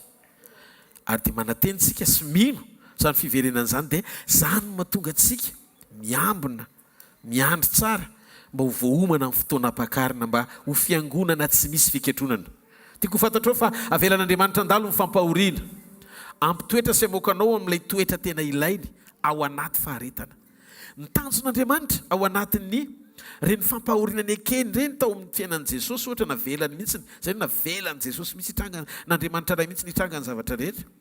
Mba azo aina eo amin'ny nofo Andriamanitra amin'ny alalan'ilay toetra. Zay le hoe fizahan toetra. Toetra ny tian'Andriamanitra zahana ao anatin'le brisement. Toetra. Maritra ianao satria efa mampalalana meloha amin'ny fotoana iseho an'ilay ady. Zay le fampaherezana meloha amin'ny fotoana hitrangana anao ny fandresena. Zany no mahatonga anao manantena satria tsy farany eto tany akory ny fiainanao fa mbola misy fiainana-kafa tsy manam-pahataperana. Zay no manan'Andriamanitra ho antsika ary izy mihitsy nefa nilaza fa andeha amboatra fitoerana ho anao. Eritrereto hoe Jesosy nandritry ny 3 taona ny ministerany teto ambony tany efa niasa mafy nombona tamin'ny hazo fijaliana. Nanao ny asa rehetrarehetra fanasitrana sy ny sisa. Nefa rehefa tapitra ny 3 taona dia ozy izy andeha ozy izy ho any amin'ny raiko. Dia ny andehanako any tokony retirety amin'izay izy maka aina ao anaty fitsarana satria vita ny mission any teto ambonin'ny tany. Fa na dia tonga any an-danitra azy izy dia mbola miasa manao toerana ho anao. Andeha amboatra fitoerana ho anareo izy izy. Dia eritrereto hoe Jesosy zany tsisy fotoana akanaina fa miasa ao anaty fitsarana izy sady mitsikitsiky manamboatra fitoerana hitsenananao any an-danitra. Dia mahafantatrareo ve tsika koa zany eto ambonin'ny tany tokony hanantanteraka amin'ny fanompoantsika mitsikitsiky mba hampifaly an'Andriamanitra satria ianao manomana an'ilay olona hipetraka any an-danitra. Jesosy manomana an'ilay toerana hipetrahan'ilay olona resenao lahatra eto ambonin'ny tany hiaraka aminao any an-danitra. Raha tena marina fa ho ampoantsika amin'ny fanantenana fa ho avy Jesosy apakatra antsika ary misy toerana ho antsika any an-danitra no manan'Andriamanitra dia tsy tokony hitantorovontsika ampitiavana amin'izay mety ho endriky ny sedra mety ho lalovantsika eto ambonin'ny tany ka hanakana an'izany fanirian'Andriamanitra izany tsy ho tanteraka satria ao ampoantsika no fanompoana an'Andriamanitra. Ohatran'ny tsaroko nisy fotoana nanompo an'Andriamanitra tao anaty fisentono zany. Ohatran'ny tsaroko rehefa misaina an'izany nieritreritra andreo karazana fanenjena. Nisy fotoana efa tena hoe alao aloha hijanona fa tena ohatrany reraka zany. Efa nisy fotoana efa ela be nandalo an'izany. Nisy fotoana ohatran'ireko zany hoe mbola ifo maraina nendray ianao rehefa tsony olona na amin'ny alina misy fotoana hatramin'ny 3 maraina mbola nefa tsy avelan'i Jesosy piana ny soniery. Satria ianao zany tsy maintsy eo amin'ny posta foana mampanopin'Andriamanitra anao na amin'ny 2 na amin'ny 3. Dizina be anao va maraina appel sur appel. Dia misy fotoana ianao monomonina kely andray iza koa nefa Jesosy tsy matory andro manalina any mitsikitsiky manamboatra toerana ho anao. Tokony andray valim-pitiko izy eo am-panompona tsy misento zany ianao fa tozory miramiran-dava. Ninninona takira tsy mihoatra no zay miandry any an-danitra dia miazakazaka tsara mpitiavana satria manatensika fa hiaraka aminy ary ho aminy mandrakizay raha ianao zay olony zay dia tika ianao. Alleluia. Alleluia. Zao ny zavatra napetrak'Andriamanitra tao anatiko tao. Fa maninona ianao ny brisen'Andriamanitra? Tian'Andriamanitra ianao ho tonga any amin'ilay endrika tiany ahitananao. Tao zao ny tanazay miaina. Ino tsara? Ohatra nampahitan'Andriamanitra zany olona mpihaza anankiray. Io mpihaza anankiray io tonga tao anaty ala dia nikapa ala izy kopoa nalainy le hazo dia gaga ianao fa maninona no kapainy le hazo. Marary le hazo rehefa kapaina rava ny endriny nesory ny odiny dia azon'le aopovoany kely iny. Inona ny ilana an'le aopovoany kely iny? Nentiny poliseny nataony ny fanaraka amin'le anina aily izy ny ao an-tsain'le mpihaza amboatra sy amadika an'le hazo ho tonga zana-tsipika. Pastor izy dia ohatr'izay Andriamanitra miditra eo amin'ny fiainanao. Ianao le hazo bruta manana ny endrika ao sy ny fiertenao izy hazo fa ny ao an-tsainy mahita zana-tsipika izy ao anatin'le azo fa tsy mivoaka le zana-tsopiky raha tsy brisé aloha le azo tsy marety eka ao an'Andriamanitra. Ny antony mahatonga an'Andriamanitra mamelatsika ho brisena eo amin'ny fiainana marary ny afaka ny hodin'le azo, tsisy endriny tsony le azo, tsisy tsony ny amantarana azy hoe palissandre sa bois de rose. Zay anarany hitondrana ono tsy maninona fa ny ao an-tsain'le mpiazy ny ahatonga azy ho zana-tsopiky ho amin'ny tanjona hiazany ao anaty ala. Misy zavatra ao anatinao tsy mety miala raha tsy brisé mihitsy ianao. Misy zavatra ao anatinao tsy mety miala raha tsy brisé ianao. Zay ny antony mahatonga an'Andriamanitra mampiditra anao ao anatina école na brisement mba ahatonga anao any amin'ny tanjona ilainy sy amin'le endrika tiany ho hita sy le ao am-pon'Andriamanitra. Zay no mahatonga ny vision an'Andriamanitra tsy apetraka Andriamanitra eo amin'ny fiainan'ny olona tsy manaiky ho tefena.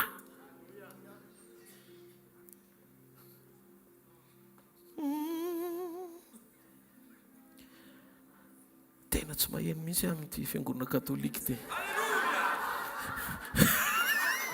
Tsisy feo tao anatin'le fiangonana katolika gaga.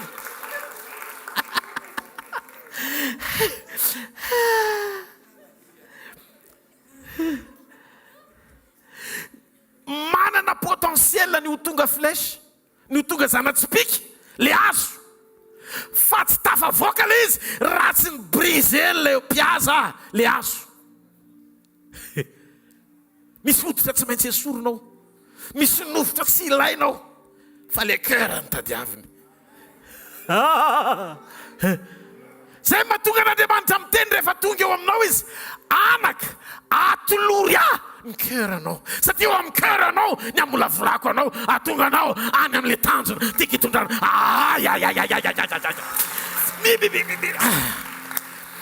Mety marary le izy. Tsisy olona te hilatsaka andeha hifona any amin'ny olona nanao tsy mety taminy zany. Fa raha tsy zany tsy mandaitra le zana-tsopika ary tsy maranitra any amin'le antom-pisiny. Dia azagaga fa ombadiky le fanefena sy fanamboarana misy tanjona tsara tian'le mpamboatra ho atao eo amin'ny fiainanao. Ilaina ny brisement. Raha tsy zany ve tsika hirahira hoe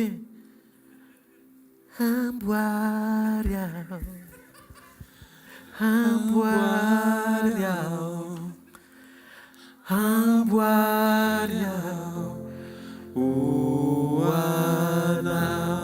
Avereny tsara avy any amin'ny fony zany. Amboary aho, amboary aho, amboary aho, o anao.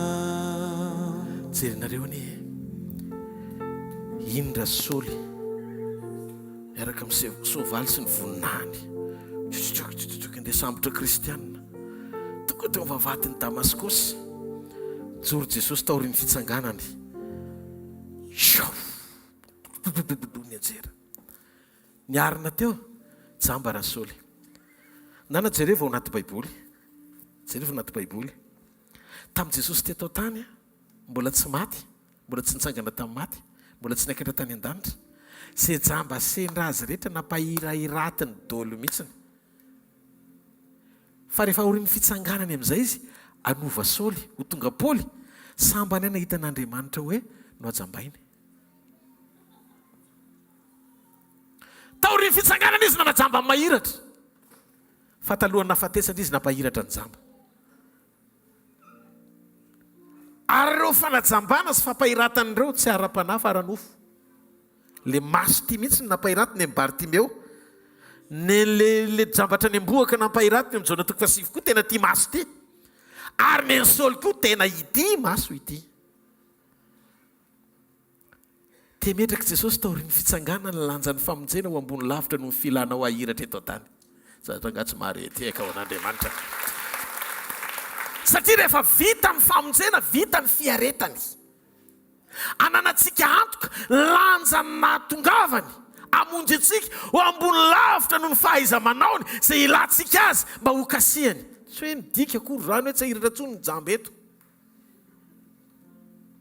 Afaka manao ny asany toy Andriamanitra fa alohany ny ampahiratany ianao metezy ho tantanany ianao. Ahoana mo fiseho an'izany pasteur? Halleluja, halleluja. Tonga izy teo amin'ny Saoly, novainy Saoly brisement voalohany jamba izy. Tamin'ny voalohany izy no nitondra amin'ny fiainany teny ambony soavaly any amin'izay tiany aleha. Tamin'ny faharoa olona mety tsy tiany no nitantana azy namakivaky ny tanàna hiditra tany amin'ny rehefa vomy masony dia vomy fiainany. Io le foriarianao ngeza be io ny zavatra kely fotsiny kitian'Andriamanitra eo dia vita ianao. Tsy aloha endry manaiky ho brisena dia miova fody en'izao. Toy izay jamba vo hiteny aiza Andriamanitra. Za rangatsy marety atao an'Andriamanitra. Nandalo brisement Saoly. Zay vao tonga Paoly. Ary ny zavatra mitranga. Tena kay zany izy ty azo bruta tena niaina nitoetra tany amin'ny toerana tsy tokony nalehany mihitsy. Fa rehefa tonga le mpiasa, rehefa nohazain'Andriamanitra izy, dia hitany teo ambavadiny Damasko satria nisy nitondra mibavaka azy. Fa ny manana ronona tonga ny Saoly tonga Paoly. Voalohany famela-keloky Stefanina. Reny olona velantsika eloko reny tsy avelan'Andriamanitra andeha fotsiny amin'izao.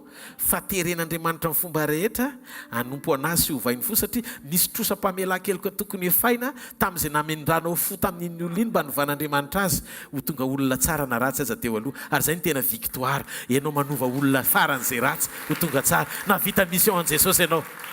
Iny famela-keloka ataonao iny zany kay misy fitraikany kay atraveran'le famela-keloka le iliberen'Andriamanitra, ny amitsoran'Andriamanitra fanafahana, ny vrai délivrance. Tsy amin'ny fametrahan-tanana tsy misy fiovampo fa mifanekeny anana ny toetran'Andriamanitra zaraina amin'ny hafa mba hanova azy eo amin'ilay faratsiny tonga hitafy ny fahatsarahn'Andriamanitra. Jamba 3 andro taolo vao naniraka naniasa Andriamanitra no hajambay ny fanotronana fa nampahiraty ny fanosorana. Ositra naniasy nampiasaina anaisotra fahajambana tamin'ny fanotronan'i Jesosy izay novana any Saoly mba ho tonga Paoly. Mila manitry teny ianao fa ianao tsy grand zany fa mbola nisy hafa aza nirahana teo amin'ny fiainanao hanokatra amin'ny masonao vao nahita ianao. Noho izany eo amin'ny fiainana tsisy rôle zany eto. Tokana ihany ny rôle eto ary izy ny rôle mandrakizay eketsika rehetrarehetra. Izy navita indrindra ary amin'ny anarany nijoroana eto androany Jesosy Kristy avy amin'ny Nazareta. Zany mahatonga antsika tsy manao izay ahitana antsika fa manaiky ho fantsona hanehoana azy. Sinon mbola andalo brisement indray ianao. Lizany mety ho vita ihany androany ty mety mandeha ny saina mandeha daholo ny ketriketrika tsara nahandro azo etreretina daholy fa tsy asoanao izy rehefa tsy amin'ny volonté n'Andriamanitra.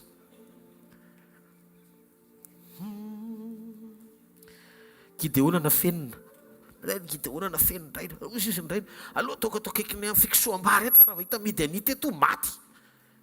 Avy any Andriamanitra tonga nijeren'i Gideona.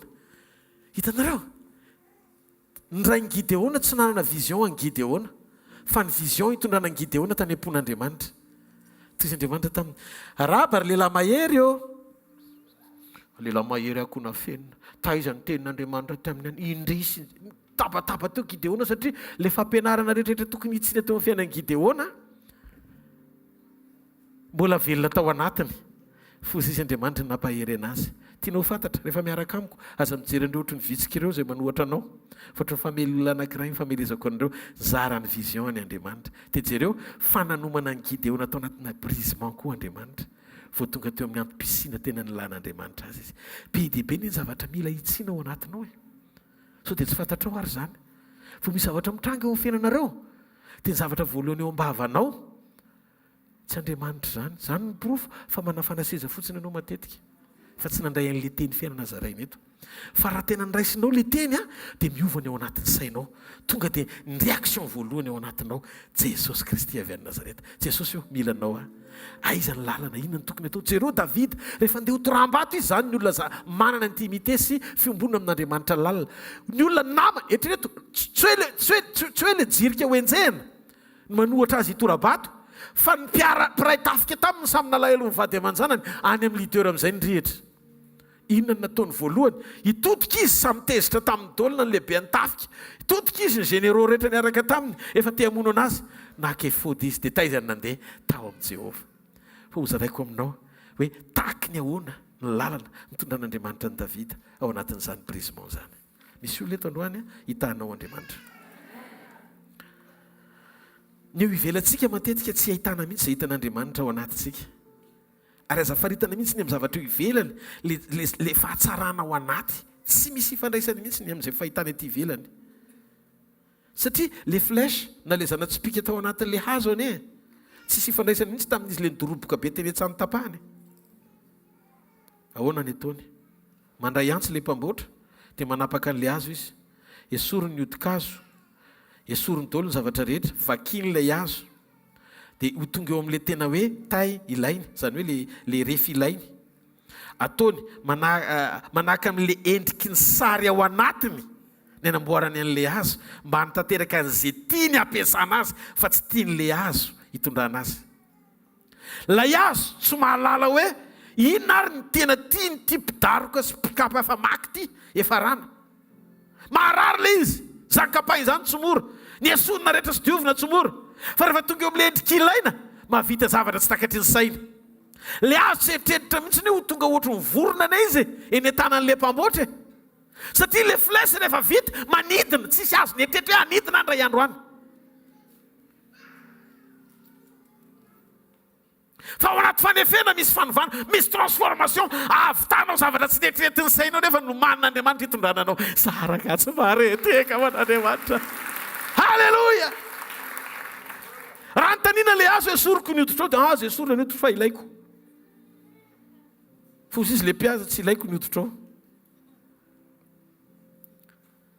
Tsy ilainy flèche ny hoditra ao. Lain'le hazo omaly ny esorina mba hitehirizany azy ho sarobidy eo mason'izay mpampiasa azy, sady mahalala ny antom-pisina anaovany azy. Hoy Paoly, taoriny fiovany, ataoko taimboraka taoliny zavatra rehetra raha hoarina amin'ny hatsarany Kristy. Ry havako, sahala amin'ny hazo anankiray sika nalain'Andriamanitra, fa tsy mitovy tamin'izay nakany antsika ilay endrika tiany ampiasana antsika raha-pitso.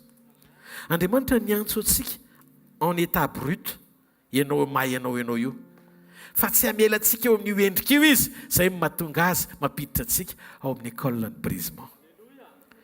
Manaisotra zavatra maro izy, mety maharary le izy, miala ny hodiny, toy ny mitanjaka izany indraindray.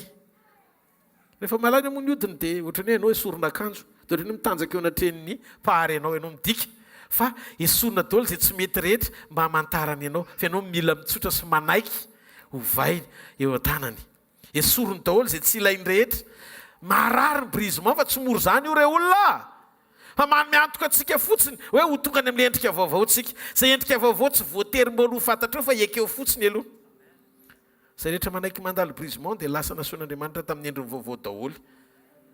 Lainga raha toka mandalo brisement tsika nefa hitovy amin'ny teo aloha, tsy mitovy izany intsony io. Tsy tafatoetra amin'ny fahadalana sy len'le hitanareo n'le afokana taloha reny. Ny olona avy mandalo brisement. Ny tena olona mandalo brisement dia tsy masika na mora tezitra na medaladala. Ny olona voavoatra dia olona tsy sasamanota intsony fa olona feno fatahorana n'Andriamanitra. Izay rehetra tsy mifanaraka tamin'ny vision an'Andriamanitra dia tsy maintsy ny esoriny rehefa napetraka teo an-tanany momba anao ray manontolo. Raha ohatra ianao miteny atolotra am-pelantanan'i Jesosy ny fiainako tamin'iny nanomboka ny raisiny le izy, noho izany aza manao fiainana mifanohatra amin'ny tompony izany fa manjary lasa ianao ny voatefy eo fa izy tsy maninona.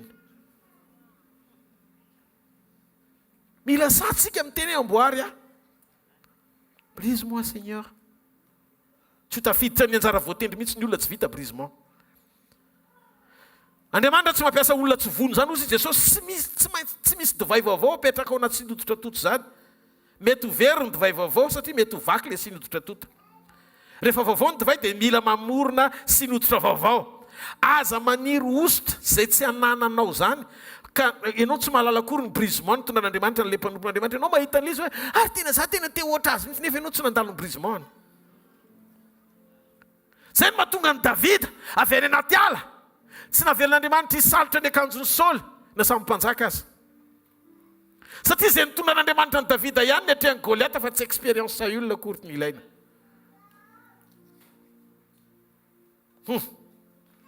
Ka ny brisement mamboatra toetra hifanaraka amin'ny antom-pisina fa tsy vokatra aloha, tsy vokatra aloha. Misy fifandraisany amin'ny faharetan'ny fiovantoetra, ny faharetan'ny fanehombony nahitra. Misy fifandraisany amin'ny faharetan'ny fanekenao ovantoetra, ny faharetan'ny fanehombony nahitra. Zay foana mahatonga mamerina eto aza velo lany fotoana eo ampanefenanao Andriamanitra fa mba omeo fotoana amin'izay izy hampandroso anao.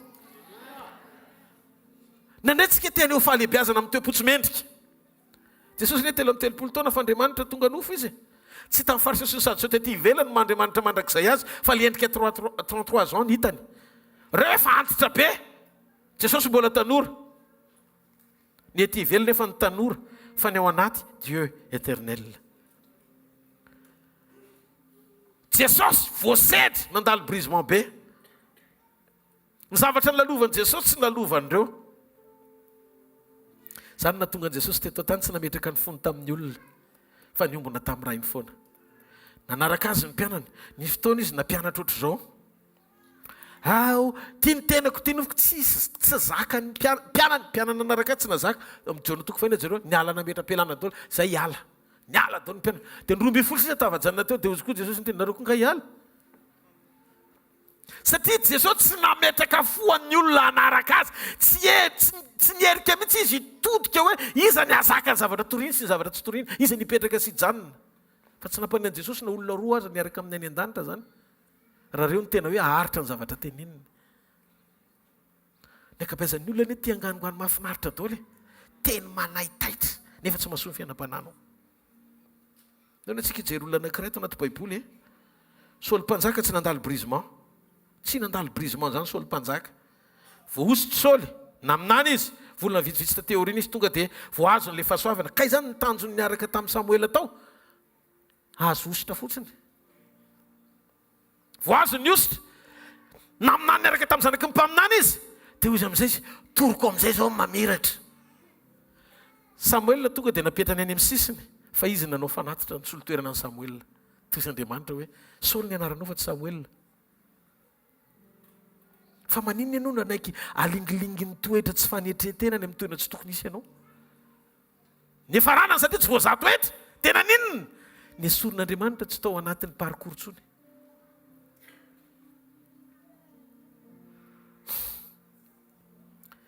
Rehefa tsy voaza toetra tsara ny olona dia lasa manana problème any amina resaka obéissance na fankatoavana.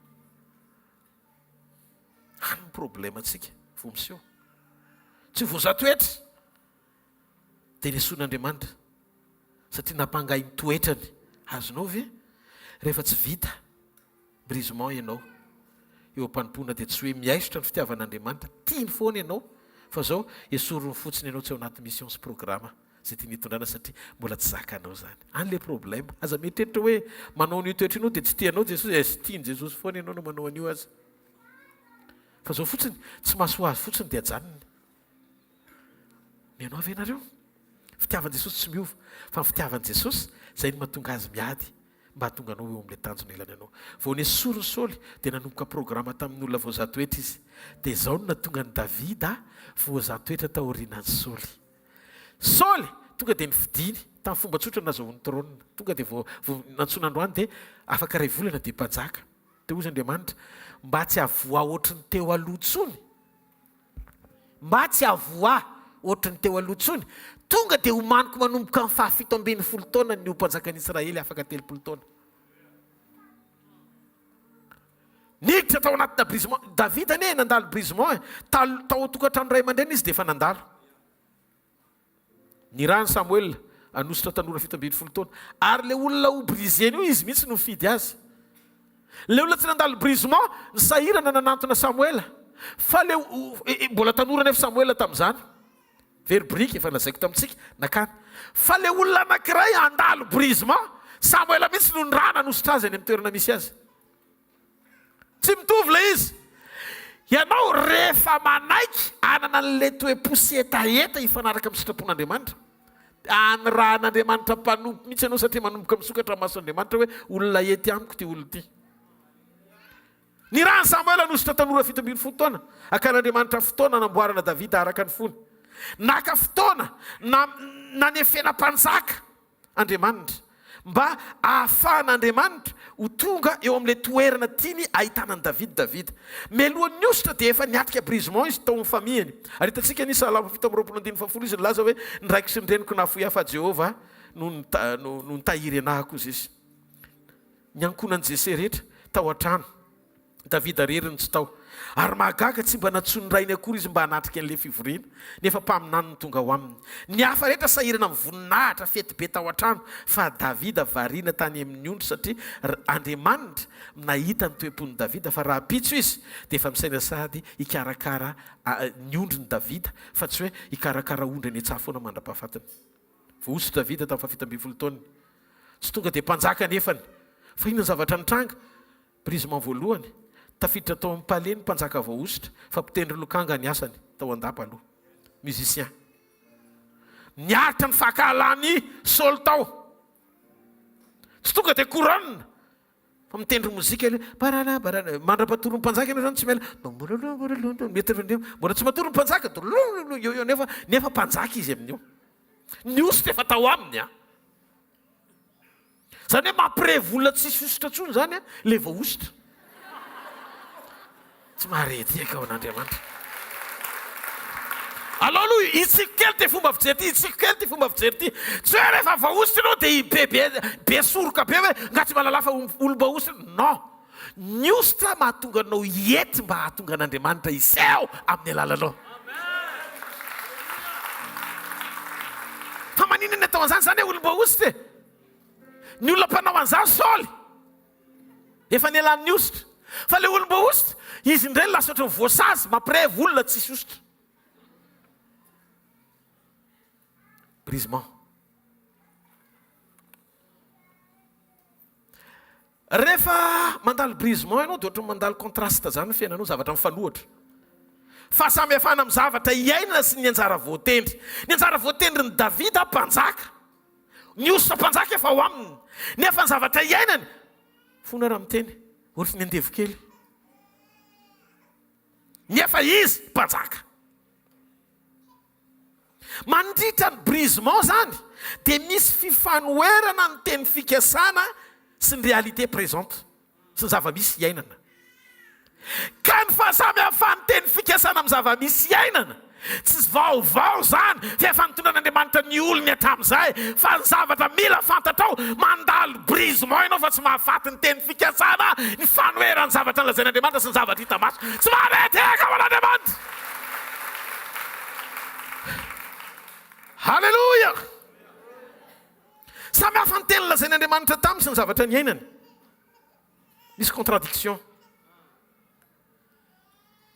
nay mandeha izy voahiraka anatitra sakafo Davida dia tany izy niady tamin'ny Goliata dia fantatsika fa tsy ho tantaraiky fa lava be Samuela 7:20 vakio dia fantatrareo ny rehetra faly ny olona rehefa vita niady Saul nafaty arivo izy nafaty alala ny eritreritra izy hoe tonga ihany ohatra ny tao-tsain'ny Davida zany hoe tafa ay amin'ny tafaka misy poivre misy carry misy épice rehefa rofona le izy kofony ianao fa rehefa tao anaty laoka le izy mamanitra sakafo za rangatsy marety eka ao anandry aza maiky ilio tafa aloha tsika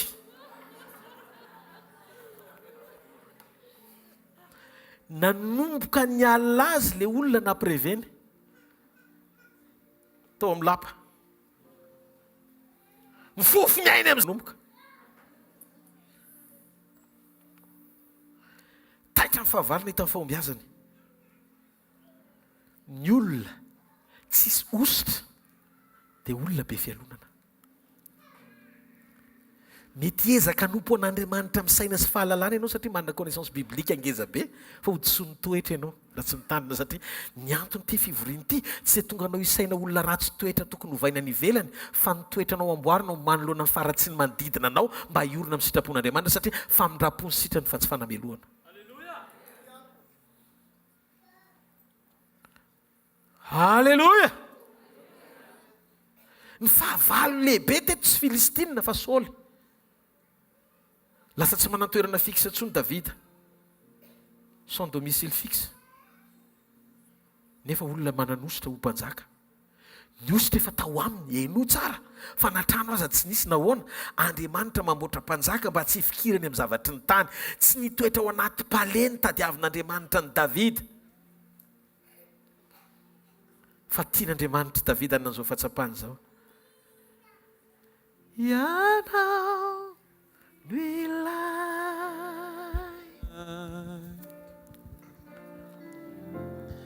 ianao no iriny foko,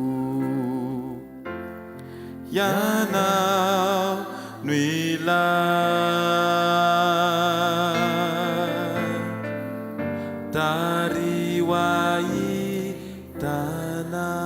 maninona ianao rehefa mamaky salamo androany, ny salama la manome lesona ifikitra aminao ianao. Misy lesona tsy azonao natoriko eto ampilipitra azy fa mila iainanao andraisanao lesona dia tsy voafafitsony ao anatinao mandrakizay. Tsy zavatra ny lalovana fa ny ainany nandritry ny taona maro zany vao tonga teo amin'ny trône ny Israely izy. Ka ny brisement dia ny fitoeran'ny tenyrenao tonga vakiny eo amin'ny fiainanao. Andriamanitra mizara teny fa izy tia hita eo amin'ny fiainanao ny famarinany teny zay lazainy. Misy zavatra tian'Andriamanitra tonga expérience irahany aminao. Sainy fa misy fotoana izy tafatsoka tany amin'ny Filistina. Tany amin'ny fahavalony nandehanany miafina tany amin'ny fahavalony izy. Satria tsisy toerana ho azy tsony tao amin'ny Israely. Olona avy nandresy Goliata tondra victoire ho amin'ny firenena niafina tany amin'ny Filistina dia jereo fa nody adala izy. Samuel voalohany toko faha 2:4-4 nody adala izy dia ohatry ny rarakivy be reny dia ozy izy hitanareo zany ny amin'ny fahavalo zany tsy ianao mandresy anazy ny olany fa tsy tiany mihitsy ianao.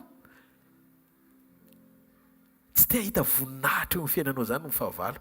Dia vao hita amin'ny Filistina hoe adatry olona efa tsisy ilana azy tsony fa very atsy. Kanefa Davida olom-boositra mody adala. Indraindray mila ohatr' izany tsika. Mody adala manoloana ny tsy mety ataon'ny hafa. Mandefitra ny amin'ny tsirariny no fieritreretana ny amin'Andriamanitra. Ohatry ny adala zao ny anaovana azy dia mbola miaraba ihany izy, mbola faly ihany izy, mbola mandohalika izy, fa nga materitritra reny. Tsy maninona ianao na mbola raha orona hoe mivavaka kanefa tsy misy zavatra mandeha amin'ny laoniny zavatra rehetra. Ohatry ny hoe enjen'ny olona mbola hivavaka ihany ve? Ohatry ny adala. Mody adala Davida. Fa raha tsy izay maty izy. Mila mody adala ianao raha tsy izay maty. Aza miembotra fa hodio adala daholo aloha izay filazan'ny olona tsy mahalala an'Andriamanitra ao anatin'izao période ny brisement lalovanao zao. Zavatra tian'Andriamanitra ho hita dia Davida miaina famonjena ao anaty fanetretena tanteraka, miala amin'ny avinavina, fa manaiko adaladala. Ho toy ny Filistina. Ozy izy ny Filistina hoe tsy misy valeur atsony io. Avelao io eo, azakasiana fa izy ary mampalahelo. Ny olona manao tsinitsinina anao fa Andriamanitra manome valeur anao. Amin'ny fotoana hitanareo amin'izay ohatran'ilay hazo brisé, tsisy ifaraisany amin'ny endriny teo aloha tsony. Ohatr'izay mihitsy nanaovana ny Davida mifitetaka amin'ny tany, tsisy endrika nahafantarana mody adala amin'ny farany. Andriamanitra zany manome valeur anao rehefa very ny valeur anao eo mason'ny olona. Mingavy ianao raiso ny fonony teny anova amin'ny fiainanao androany maraina. Le grand David nandresy tamin'ny ady rehetra, tsy nahita échec mihitsy. Nefa nandalo mody adala amonjena ny fiainany maro tamin'izay brisement ny lalovany satria misy fireneny Israely en jeu ao an-damosiny. Tsy maninona avy alohan'ny olona tsy ahitanao fa mijoro tsara fa hitan'Andriamanitra io. Samuel voalohany toko 7:24 vakio tao anaty zo izy no nitoetra tany anaty grotte no nitoetra olomba ositra mpanjaka miaraka amin'ny ositra dia ireo namany niaraka taminy vakio koa fa olona malahelo betrosa dia ndao ny antsika etretra mpanjaka ao anaty grotte fa tsy any anaty palais ary ny olona niaraka taminy tsy hoe be dia be miliardera nanohana azy fa ny olona niaraka taminy olona dobotrosa enjeny fanjakana chefininona zany izy raha jerena mpanjakan'ny Israely olon-kendry lasa chefina gangsa dia inona ny zavatra nitranga ohatry mampiome mampalahelo mifandehany toe-draharaha taoriana ny fanosorana tena mifanohatra tanteraka amin'ny zavatra nieritreretiny zany atao hoe mpanjaka nandrasany zany fa jereo fa reo ihany niaraka tamin'ny Davida lasa maheriny Israely rehefa niaraka ny ombonantoka no natanteraka ny asa sy ny aritra taminy lasa olo mahery reo aza manambany olo zany fa tsy fantatro ny valeur ny rabitso ny olona faran'izay ratsy sy malemy indrindra sy ny adaly indrindra ny tian'Andriamanitra hovaina ho tonga olona faran'izay eny raha misy adalany ambadimbadika any fa nilika tonga avy eto fa tianareo Jesosy nareo nandrahana anay zay tsy nirahana ho an'ny olona efa mety fa zay nirahana ho an'ny olona tsy mety ho arenina ho an'Andriamanitra sarobidinareo rahalahy sarobidinareo reto olona niaraka tamin'ny Davidy reto tsy olona anohana azy fa olona mesatra azy fa sofa nosorana izy satria lanjany ositra tsy eny ambony palais mibaiko mpanompo fa naty grotte manangana olona raraka sy maretehaka ao an'Andriamanitra direction mpanjaka tsy tonga dia tany amin'ny palais itoetanapaka ao fa ny anaty grotte anangana ny avy any ambany ho any anaty palais tsy maretehaka ao an'Andriamanitra aza manao tsinitsinina nizany izy zany ilaina daholo ny rehetra zany dalahy amen fa maninona Andriamanitra mamboatra anao Andriamanitra dia manao brisement amin'ny fampahoriana mety ho fihetsepo io mety fizika mety tsy fantatra mety marary le izy ary tena marary mihoatra miala anao zany ny olona ny ray aman-dreny manodidina anao namana fa za teteny aminao aza mandositra brisement tsy nitendrombohatra rehetra no kisakao ny an-dranomasina fa misy nitendrombohatra tsy maintsy anianao satria raha tsy mianika eo ambony ianao tsy matazana amin'ny manodidina tsy maharetehaka ao an'Andriamanitra aza ilika le tendrombohatra sasany azo alefa ny an-dranomasina fa ty tendrombohatra ray ao anatina brisement ty avelao io eo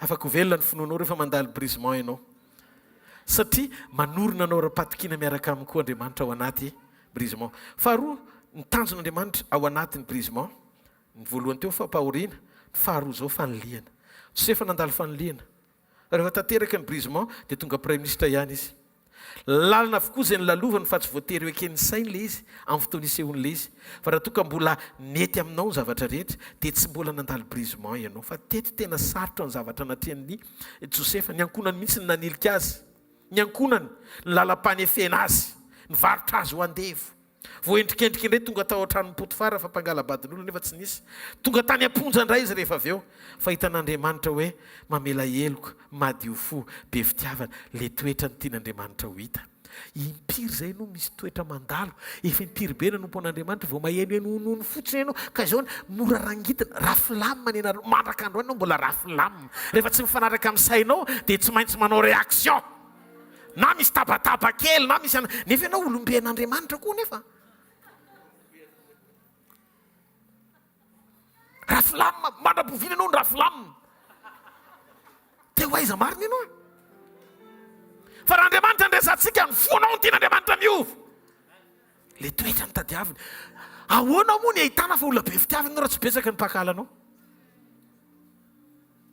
ahoana no analana fa namahelikeliko raha mety daholo ny ataon'olona manodidina anao resy opportunité reny aneona fao le vokatra mba ampilamina ny fandehan'ny toe-draharaha nitsahatra aingana amin'ny brisement rehefa mandroso raha zoky raha zandry raha ray aman-dreny tsika mianakavy amin'izay programme ilan'Andriamanitra atsika mety amin'izay ozy Andriamanitra tsy azo anakinana firenena anankiroa ty Joseph ty ny capacité ny toetra ny tena mahazaka an'izao bon Joseph ndana lesy sy miakara amintsika fiandrianana toaniny raha farao fa mbola iraina firenena anankiroa ka anana koa atamboatra ao fa zao mety toetra io mazaka io ka secret amin'ny fanapana dia miafina ambadiky ny toe-po. Fahatelo, jereo daholo ny tantaran'i Josepha amin'ny Genesis 7:7-20.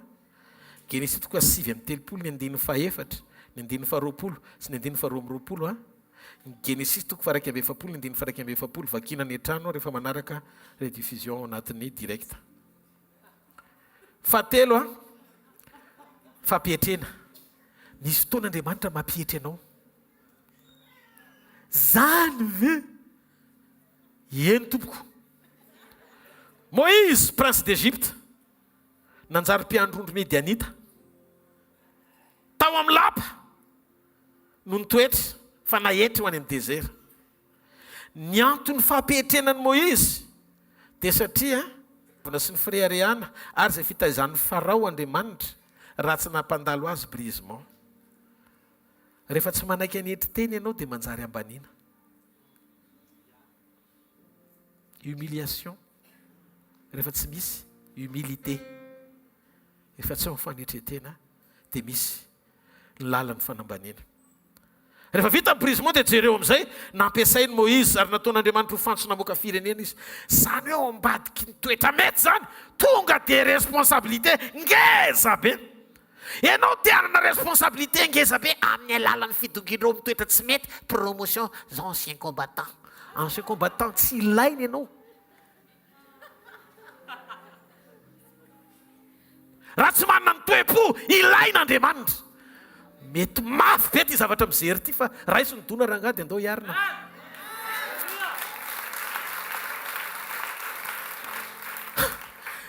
Hitanareo mahatonga mahitsy te andeha hiaraka haingana daholo tsika amin'Andriamanitra. Io fa nytenenin' Jesosy tsy misy ny atao hoe zatra nainy na za vaovao fa raha tsy mitarina ny voalohany ny farany ary ny farany ny voalohany fa inona ny tsy hanomezana toe-po ndao androso e. Ao amin'Andriamanitra mitovy ny karaha maniditra omaly sy niditra androany. Fa miraporay daholo ny ainanao anatin'ilay izy. Alao tsy asiana an'izany efitrevitra zany ao anatin'ny fanompotsiken'Andriamanitra.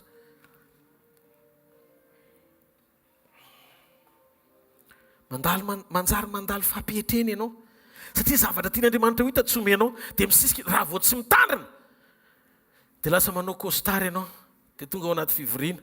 Ny olona rehetra mahafantatra anao hoe olom-bohosotra. Fa lasa mpigafy moderna. Tsy atoko mpampandroso tsony fa atoko mpanohatra. Ary le fanoherana tsy ho an'olona fa ho an'Andriamanitra.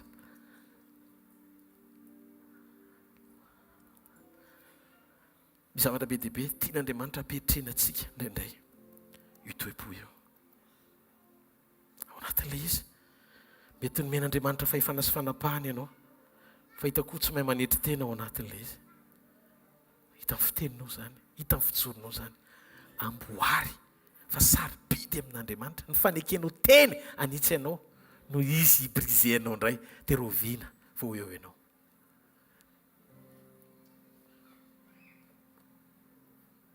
Farany dia hivavaka amin'izay tsika. Fahafoanana. Brisement anankiray dia fahafoanana. Joba sady foana tsisy ninina tsy nisy ny tena tonga dia hatramin'ny vady ny zanany rehetrarehetra lasa daholo. Fa maninona ny zanany lasa isaka manota ny zanany dia manao fanatitra izy fa sao dia nanota ny zanako. Sao dia nanota dia ataony fanatitra. Vita ny fanatitra dia ohatry ny arova ny famindram-po amin'ilay fanatitra zany fa raha pitso indray tsy miteny ny zanany mihitsy izy fa asay manao ny atao indray dia ay sao dia nanota indray. Gateporoiny zanako Joba. Mahitsy izy sady marina fa tsisy nanaraka n'Andriamaniny fa mandeha mivaralila daholo eny amin'ny namany sy ny sakaizany. Dia inona ny zavatra mitranga? Ny vadiny ihany jereo anaty baiboly. Voanomboka ny teny ilay vadiny ianao ny tokony hiala amin'Andriamanitra fa mafy be zao. Vadiny rery ny nanariny heveriko amin'ny vehivavy adaly ianao. Masiaka izany teny zany fa mahavariana fa izay tsy nanariny rehetra maty daholo fa izay nahazo teny marary mbola niaraka taminy ihany. Ka tsy alohanao mahazo teny marary ny ray aman-dreny mety hoe choquant dia tena faran'izay tena mety mandratra ara ilay teny fanovanao toy zay lambolambonao anaty fahalemena ianao satria misy fitiavana azo ialofanao za kosa aloha tsy toetra mitoerany jobo sedraina amin'izany aloha tsika miara-mandroso daholo sasy zany andao ao anaty brisement tena hijoro ho an' jesosy hatramin'ny farany teneny an' jesosy hatrany hatrany ao marina isa roa telo an' jesosy hatrany hatrany ao marina isa faharoa an' jesosy hatrany hatrany ao marina alleloia fony sy nitoky sy niankina tamin'ny arena ny olona dia mbola teo Andriamanitra satria tsy nisy vola tamin'izany tsy nisy zavatra fananana be dia be hoe tokony fa vao nanomboka ny nanangona sy ny ompo ny olona dia Joba ny nahazo voalohany dia rehefa raraka ny zavatra rehetra ny aina tao anaty fahoriana izy dia nanomboka tonga sainy Joba ay ny andrasan'Andriamanitra amiko tsy ny fitokiko amin'ny habetsahany zavatra ananako fa izaho andohalika hivavaka ho an'ny sakaizako izay tsy tia ahy vao nanomboka tonga saina izy reo olona rehetrarehetra ialao ihany ny anao raha vao tsy azo azy inao ialao fa tsy fanaperana iny tonga ty indray ianao misy tsy azo azy indray atykoa ialana koa ato fa tsy anina zay mandeha tsy ianao zany a mievite brisement foana ianao tokony io fa dia ny hafa foana no mianao tsiny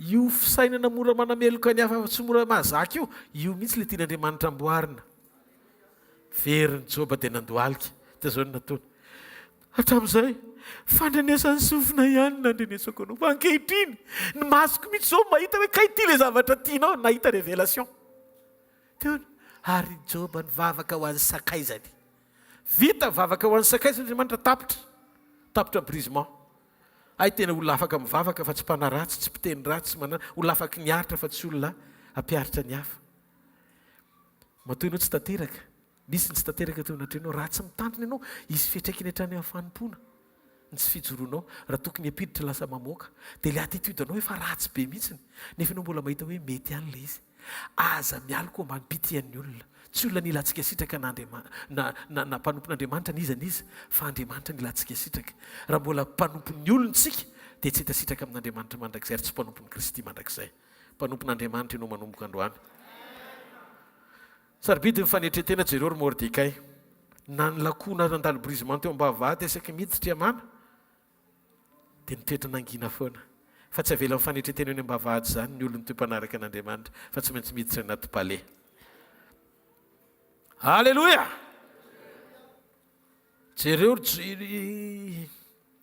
Jona belobe fa nandalo brisement na iliky ny olona avy ao anaty sambo mitataza ny trondro fa rehefa tany anaty kibony trondro amin'izay vao tonga saina ny tsainan'Andriamanitra fosy Andriamanitra hoe na anatin'ny kibony trondro lalina azy ho alohako ianao rehefa mety amiko ka ny fiam-potoana ny brisement azo faranana amin'ny fotoana tena napahanao hevitra hoe mety Andriamanitra farany ny olona fa mahalala fa zéro ihany ny angany no afaka mahamay voninahitra n'Andriamanitra amin'ny zavatra faran'izay kely indrindra aza atao ambany zavatra tsy zavatra omen'Andriamanitra anao asio fofoana hoe tompo tsy toy izao raha tsy teo ianao ny aina zéro saotra amin'ny 10 000 francs ty Andriamanitra tia ndrehetra amiko androany mahay makasitraka ny olona vita brisement teto nahitako fa Andriamanitra te hifaly ny amin'ny fiainan'ny Joba amin'ny fijoroany tena tsy mitoky amin'ny zavatra hafa akoatrany ary rehefa Andriamanitra no miteny hoe tamin'ny devoly hoe tsy ndana fa za fiera amin'io hoe miangavy ianao manomboka androany aza miverina amin'le ota efa nialanao intsony fa Andriamanitra efa fiera aminao rehefa tafavoaka tao ianao hoe tsy ho lavinareo zantsony io zany nataony tamin'ny Joba rehefa vita brisement ianao dia lasa fierté an'Andriamanitra tsy mareteka ao an'Andriamanitra sangany amin'ny toerana misy ianao dia ndao tsika hivavaka fotsika manontolo saotra Jesosy ny amin'ny teny izay nomenao anay Jesosy sakaizana Jesosy izy no amona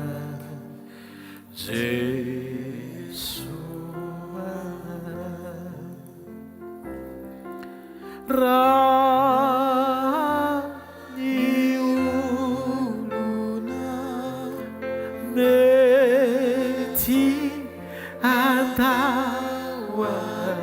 jesosy tsy mandao Jesosy no tsy mandao jesosy anay Jesosy anay Jesosy sakaizanay jesosy anay Jesosy anay izy no avotray izy no avotray jesosy anay Jesosy anay maty ny tomponay maty ny tomponay no nielokay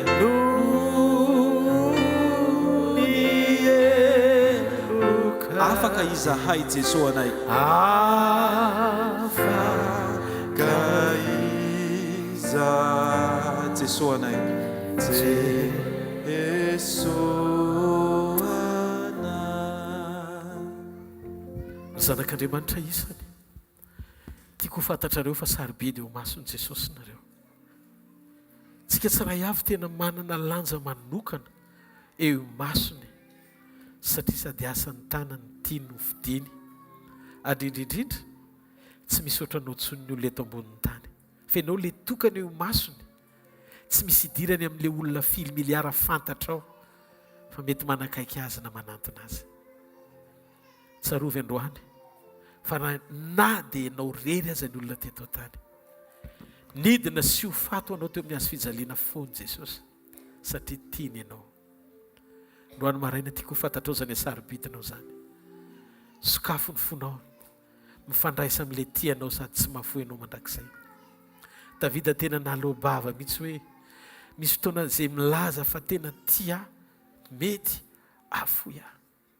dia izay ampaminany ny laza fa mety manadino zany nono va mivehivavy ka tsy amindra fo amin'izay naloky ny kibony fa sisy Andriamanitra ny laza nanome fanohanana ny amin'ny fitiavany nyreny ny zanany fo sisy hoe mety anadino anao izy fa za tsy anadino anao mihitsy mandrakizay ho sisy efa vita tombo-kavatsa eo ampelantanako ianao tsy nalaina le tampon dia napetraka kely teo fa ny diapatsika rezatra mihitsy namitany fahefana hoe vita diapatsika eo ampelantanako mihitsy vatsy eo ampelantanako ianao ary mandanao dia eo anoloko mandrakariva teteny Andriamanitra aza mieritreritra hoe manadino anao a rehefa nanaiky hay ianao izy Jesosy ndray mandeha dia ny fiainanao ray manontolo sy ny mandanao dia eo anatrehako isan'andro raha misy mihintsana na rava dia mamerina an'izany a satria malala eo masoko ianao be voninahitra ianao sady tiako ny rainao sy ny reninao raha niteraka anao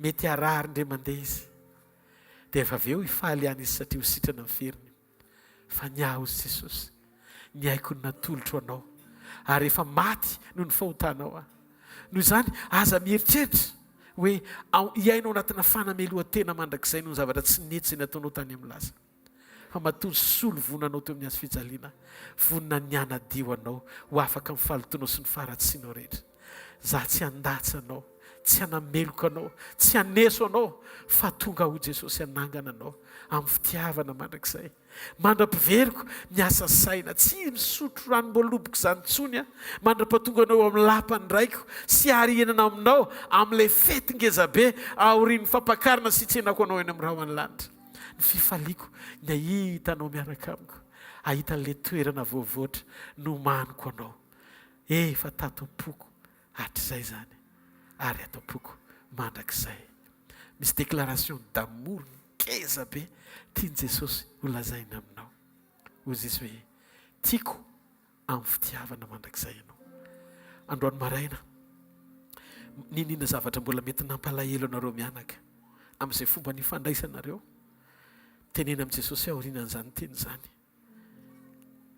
io brisement io afaka nitsahatra amin'ny fotoana aneketsika amaly ny antso ny fitiavany izy mantsy rehefa nitiatsika dia mitaky zany fitiavana zany koa ao anatintsika amin'ny hafa manapaharetana ve ianao mivavaka ao amin'ny vadinao manapaharetana ve ianao mivavaka ao amin'ny zanakao tsy manozona azy tsy tezitra aminy fa na tsy mety arany zavatra ataony dia ny lohalika ao no miforotra mangataka ho azy manangan'Andriamanitra azy mangata amin'Andriamanitra tsy mivady aman-janaka ao ihany fa ny manodidina anao mbola hitanao fa mila sy miandrandra ny fahatsaran'Andriamanitra avy ao anatinao ianao mitsy hoentina androany maraina tsy tonga eto Andriamanitra hitanisa olona fa tonga eto hitondra ny foko tia Jesosy manaiky amaly ny antsonao sy ny fitiavanao fantatro fa mafy ny heretanao ny amiko fa androany maraina hiteny aminao ao hoe tia ny foko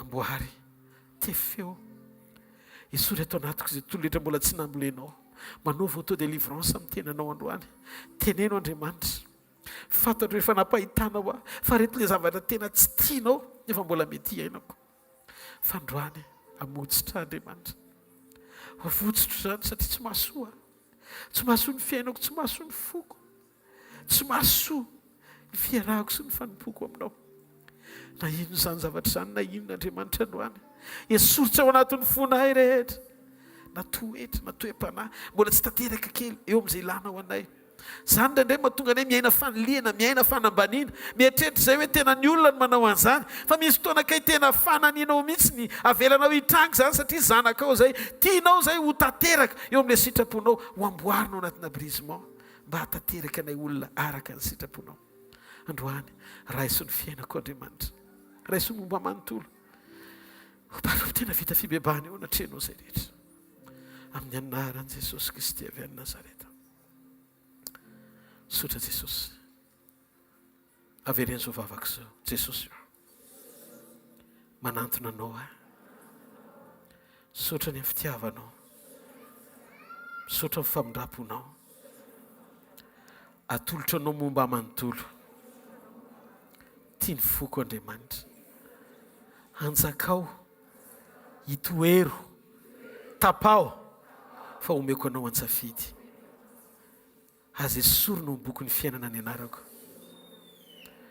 te ire zao mandra-piavinao zanak'Andriamanitra amen Jesosy tompo tamin'ny alina izay namadiana azy dia nandray ny mofo rehefa nisaotra izy dia nivakiny dia izy hoe tia ny tenako izay vakina ho anareo sao natao fo fahatserovana misaora azy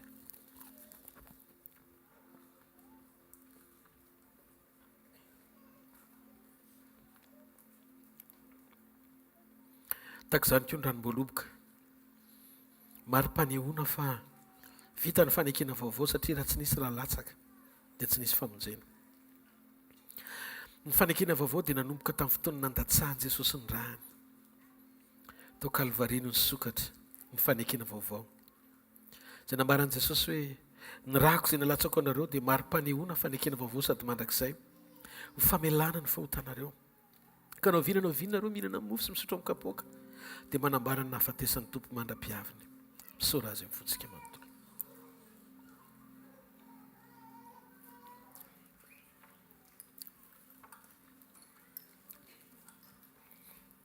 misaora tompony amin'ny ranao sarobidy izay latsaka ho anay misaotra ny amin'ny famelan-keloka izay miasa ho anay manadio anay ho afaka amin'ny tsy fahamarina rehetra mampiombona anay aminao ary mampitoetra ny fifalianao sy ny fiadananao ataom-ponay misaotra tompo amin'ny anaran'i Jesosy amen mazoa toerana tia hafa mafy n'Andriamanitra ary aza mbola misy mihetsika fa hivavaka ao antsika rehefa avy eo alleluia miarabantsika amin'ny anaran'i Jesosy alleluia araky ny ambara foana hoe voalohany indrindra aloha eo ampanolorana azy dia ataovy madio ny fonao satria ny fonao no tena atolotra ao an'Andriamanitra fomba hita ivelany sy fanavaozana amin'ny fanoloran-tena ny fanomezana amin'ny fanatitra dia ataovy azo antoka fa ho lasan'ny tompo miaraka amin'ny injatra omenao iny ny fonao amen amen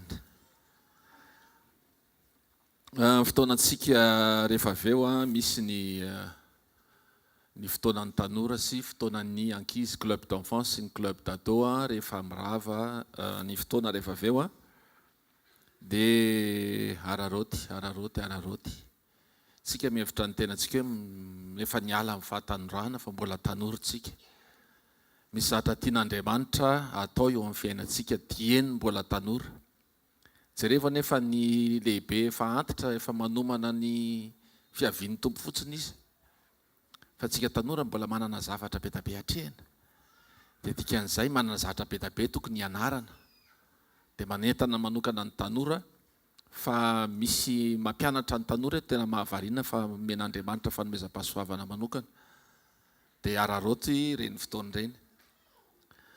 Ny sekoly ny latsinainy talata larobitsika dia mbola misy foana ny sekoly mianatra ny sitrapon'Andriamanitra isan'andro san'andro. Ny sekoly dia tsy mandoa écolage aloha voalohany indrindra fa faharoa manaraka an'izay ny lesona izay zarainao amin'ny sekoly dia tsy hoe lesona efa tamin'ny herintaona no averina indray fa misy lesona vaovao foana omen'Andriamanitra antsika. Voalohany indrindra fa vaovao ny famindram-pony fa ihany koa misy araky ny nambara teo hoe hiatrika brisement tsika dia raha tsy mianatra tsika ao anatin'izany dia sahirana ny alalantsika hoe avy amin'Andriamanitra ve ty sa avy amin'ny devoly. Dia mila mianatra tsika lazao ny eo akaikinao hoe mila mianatra ianao amin'ny latsinainy fotoanantsika hoe te talata ary alarobia manomboka fitora ka hatramin'ny valora sasany super U Analakely 2e étage. Latsinainy sekoly mpamahana olana, talata sekoly mpanasitrana ary alarobia sekoly ny tokantrano sy fanambiana toetra.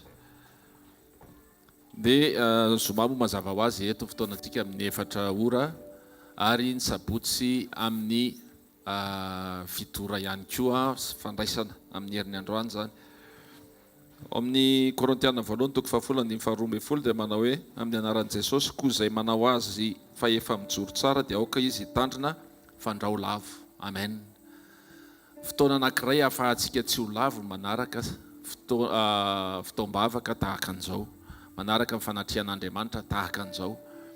Dia tandremintsika so alaim-panahy misaintsaina hoe efa nahazo tamin'ity fa tsy ho lavo tsony fa efa haiko ny mianatra. Fa mila manatrika fanatrihan'Andriamanitra foantsika raha mbola azo atao. Araroty reny amin'ny hvkl-mission sy amin'ny YouTube hvkl-mission miverina amin'ny fampianarana eto ao amin'ny radio FM 90.8 mbola eo ihany koa ny fampianarana isan'andro san'andro mba tsy hahatonga antsika ho lavo satria mivoalavo be tabe. Dia mba hitandremantsika tsy ho tahaka azy reny dia mila mianatra, mila manatrika fanatrihan'Andriamanitra, mila mifantoka, mila tena manao hoe antom-pisina mihitsy isan'andro san'andro mba aza vela isy andro anankiray tsy ahatonga anao handray tenin'Andriamanitra. Vao mifoha ianao dia mivavaka mazava ho azy fa ataovy misy fotoana foana ahafahanao mamerina na dia amin'ireny hainao manjery ireny sy ny karazany ataovy. Aza vela isy andro anankiray tsy ahafahanao mihaino tenin'Andriamanitra. Atao tsika hitsangana ary.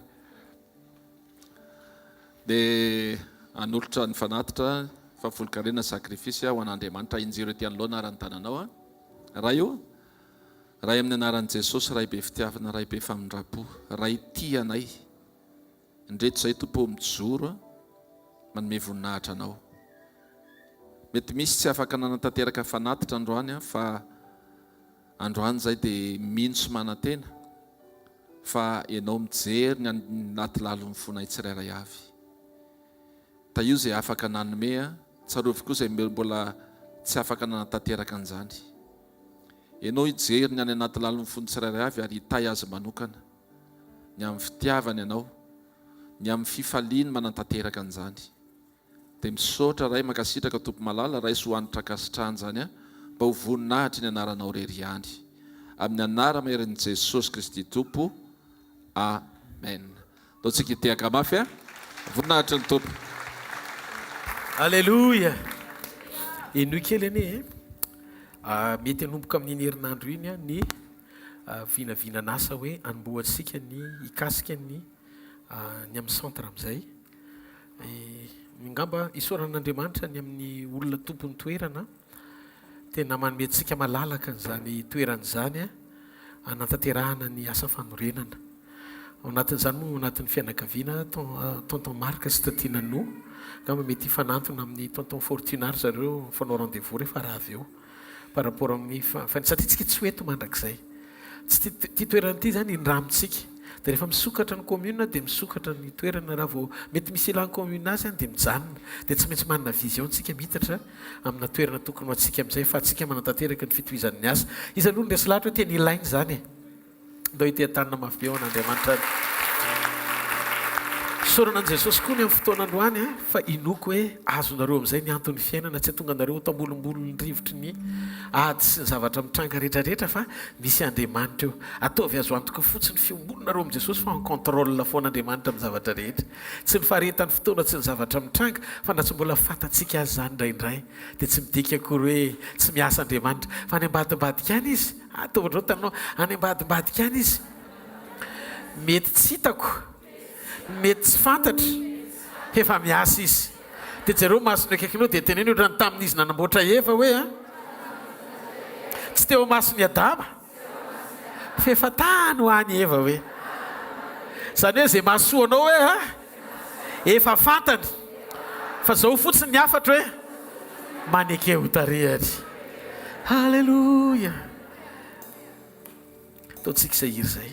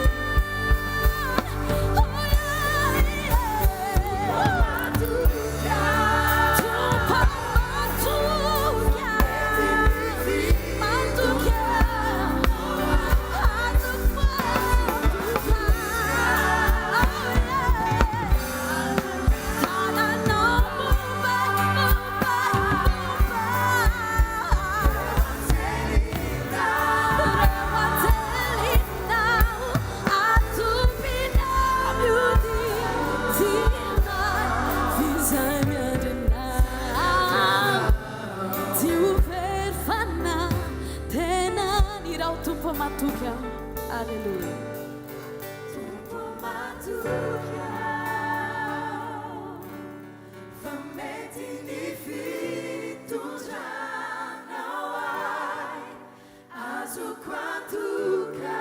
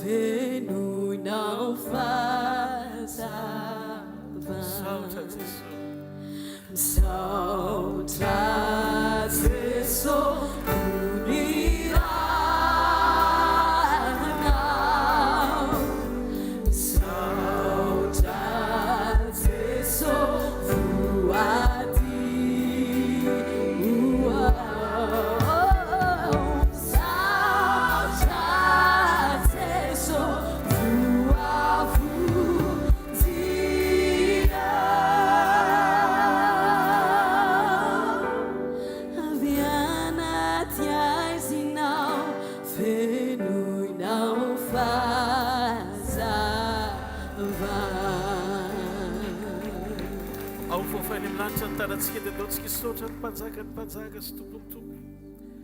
Sotra Jesosy ny amin'ny fiaretanao.